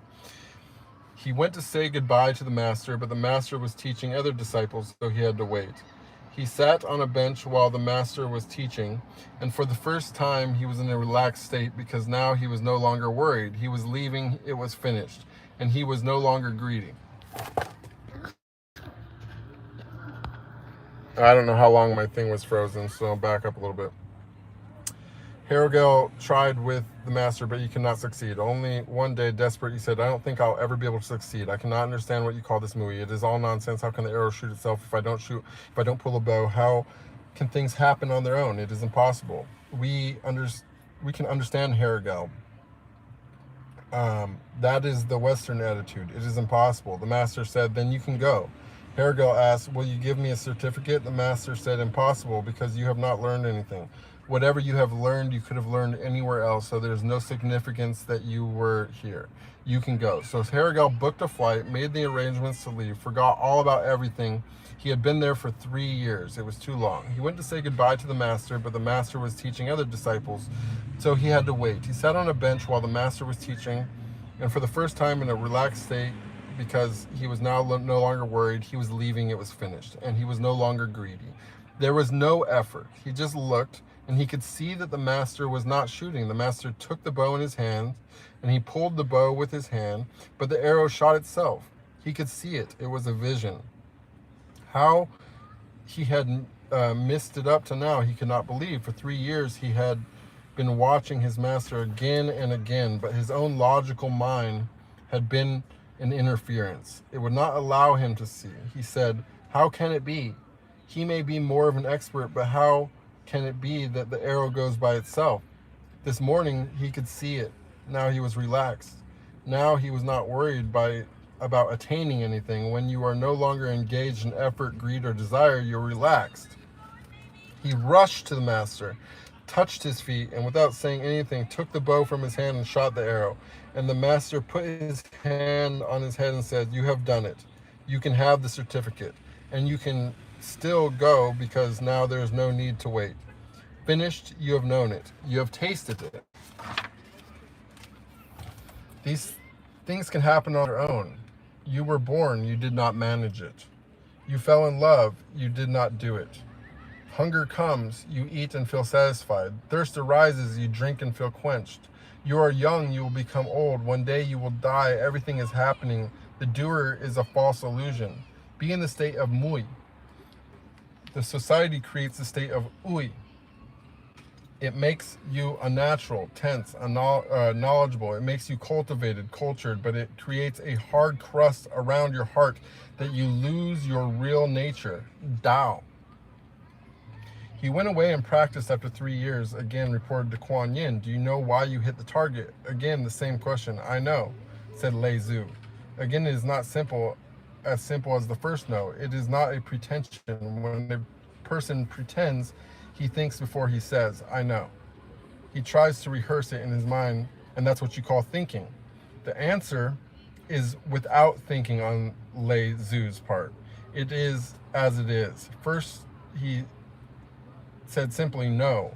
Now in exactly the same humble way, with no claim, remembering, he says, I know. Many times you can get too involved in words. The Upanishads say that the one who says I know does not know. right? But there can be a person who says, I know, and does know.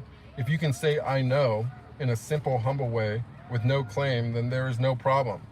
When the Upanishads say that if a person says, I know, he does not know. The emphasis of the Upanishadic seer is the I. When somebody says, I know, the emphasis on the I, it is underlined. When a person really knows and says, I know, the I is not underlined. The know is just a fact. How can Lezu say something untrue? If he knows, he knows. He has to say it, but it is not a claim. So don't get too burdened with words. People get burdened with words. For example, if a Vedantin reads this, he says, I know. So he cannot know because of what the Upanishads say. Words are words, and one has to feel that at the innermost core of the words, the heart of the words. When Lezu says, I know, he knows. And his I know means exactly the same as when the Upanishads say, I don't know. It means exactly the same as when Socrates says, I don't know a thing. By saying I don't know a thing, Socrates is denying the I, but by saying I know as a simple fact, as an ordinary fact with no claim, Lezu is doing a far greater miracle. Because, listen to it, sometimes a pretender can pretend and say, I don't know, in the hope that you will think that he knows. Because the Upanishads say, and Socrates says, so a pretender can say, I don't know, in the hope that you will think that he is a more of a knower, that he is another Socrates. Mind is very cunning, so remember one thing.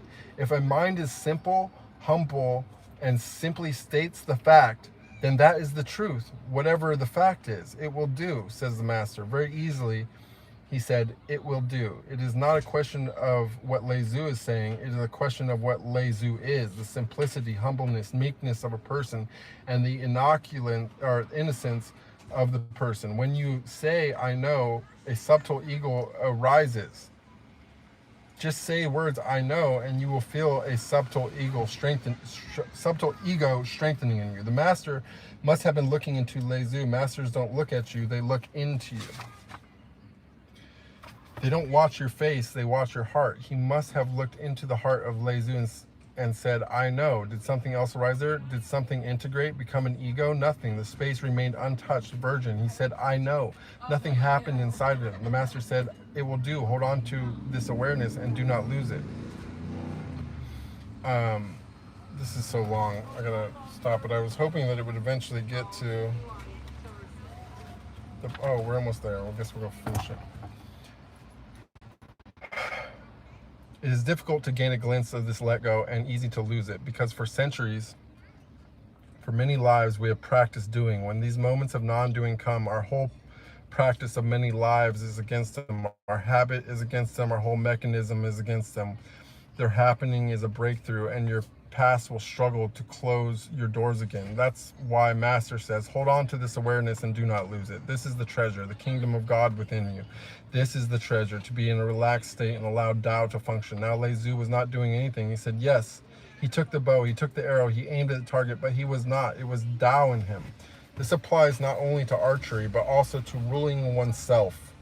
Therefore, the sage scrutinizes not the fact of survival or ruin, but its reasons. This applies not only to archery, but to ruling oneself. In fact, in Tao and Zen, archery is just a way to learn something about life. When somebody insults you, remember that the person who insulted you is outside of you, on the periphery, like the target. You are deep within yourself, the source. And between you and the insulter stands the mind, like the arrow. If your mind is allowed on the person who has insulted you, you will miss. Let it be arrowed towards the source. Rather than thinking that he has insulted you, look into your own being.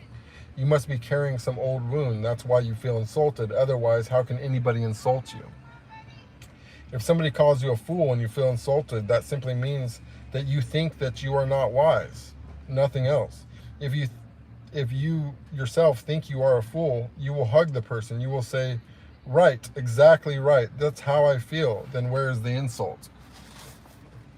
If somebody says you are a thief and you feel humiliated, that simply means that you have been thinking you are a great moralist, virtuous, and that deep down, and virtuous, this and that, but deep down you also know that you are a thief. He has hit the sore spot of your being, a fragile point. So now there are two possibilities. Either you jump on him and prove you are not a thief, or you look inside yourself. Always go to the source. In yoga, going to the source is called pratyahara. Mahavira calls this going to the source pratikramana. Jesus calls it repent. Christians have misunderstood this concept. Repent has nothing to do with repentance. Repent originally meant return, go back, go inside yourself. The Greeks have the right word for it, metanoia. Turn into yourself. Take a 180-degree turn. Turn into yourself, or you must have seen it in some old ancient mystery books, the symbol of a snake eating its own tail. This is metanoia. Go back to yourself rather than go to the other. Turn back and go to yourself. Let your arrow move in a circle and come back to the source from where it started. Somebody has insulted you and the turmoil rises. This is the beginning of the arrow. The arrow starts moving toward the other person. It wants to hit the person, to insult the other person. Don't be deceived by it. Let it move in a circle. Let it come 180 degrees back to you, to where it started, to where you felt the turmoil. Let it come back. Look there. This can become the key for an inner transformation. A new being is possible. Archery is just a device. Daoists have created many devices, but in all devices, the basic thing, the essential thing, is to turn to your own nature. Meditate on this parable and start using it in your life. First, look for moments of letting go. Wait for them and receive them with great welcoming and rejoicing, inviting them again and again. Become more feminine. Second, if an opportunity arises and your arrow starts to move outward, remember immediately and turn it inward. Turn it in. Rather than turning on, turn in. If somebody insults you and you are turned on, if a beautiful woman passes by you and you turned on, the sex arises. Turn in rather than turning on. A beautiful woman passing by is not the real target. You have some sexuality and you go to the source. Let it be a great opportunity for meditation. Transform each ordinary opportunity into meditation, and great will be the payoff. Each moment will become luminous. Remember that there is no mundane or profane activity. All activities can be turned into meditation. They have to be. This is my message too. Meditation must not be something apart from life. It has to be the innermost core of it. Each activity, small and great, has to be luminous with meditative awareness. Then you will see that each activity brings to your innermost core. Each activity brings you home. Each has become a liberation. Each activity has fallen back to the original source. The anger that arises in you has fall back from your being. The sex that arises from you has a fall back to the source itself. There where the alpha and the omega meet, where the beginning and the end meet, where the snake turns to its own tail and starts eating it. You become complete, a whole circle. That's the stage of the sage. And this was not even the chapter that I thought it was going to be. But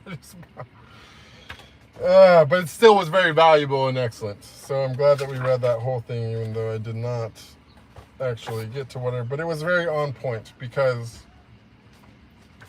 this is basically why I'm choosing celibacy. Because, I was focused on the target. You know what I'm saying? Like, through my sex and stuff, like, I was always focused on pleasing the other person. And not saying that I should be focused on pleasing myself, but I should be focused. It's a truer place for me to attune my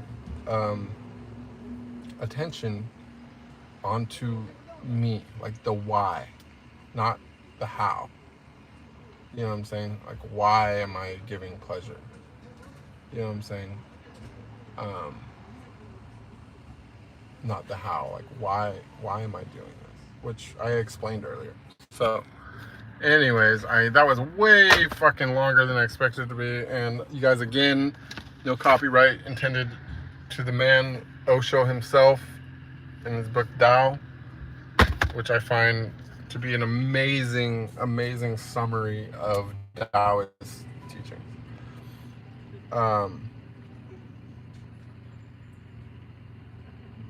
Yes, the art of archery.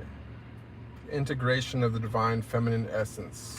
Sounds so easy and soothing. Unlearning the hustle mentality nowadays is deep. Yeah, it's in there. Devastation says, with all due respect, Bruce, I have a question. Do you have Tilgo on the... No, I don't. And please with the... I'm kind of like it. It really actually is...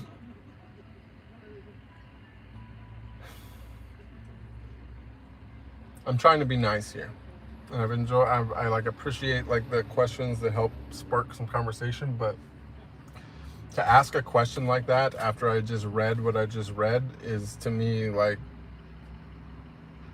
mind-blowing.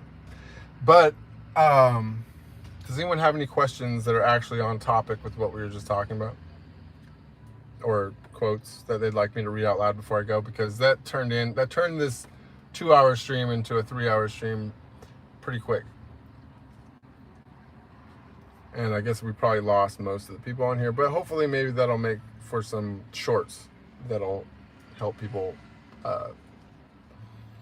maybe in the future. Is anyone still here?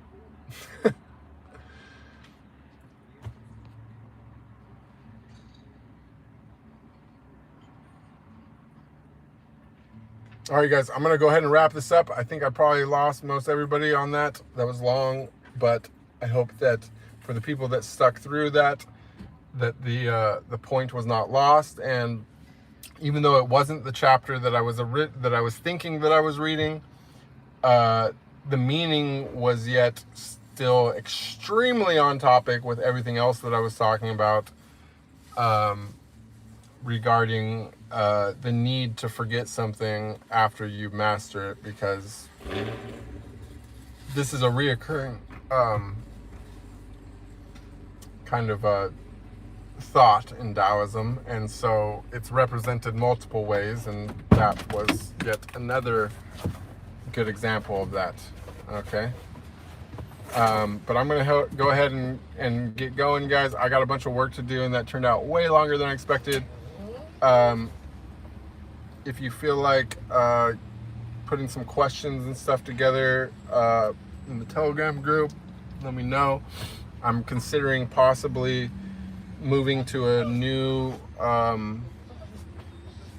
layout to where possibly we will, I'm thinking about maybe moving the Q&A part, or the Q part of the Q&A to the Telegram group, and just doing the A here. So maybe we'll have a more on topic type streaming. Let me know what you guys think about that, so that we'll know what the topic is ahead of time, and that I can tag it and describe it better in the title of the stream. And maybe that also helps people create more questions that are on the topic of the question,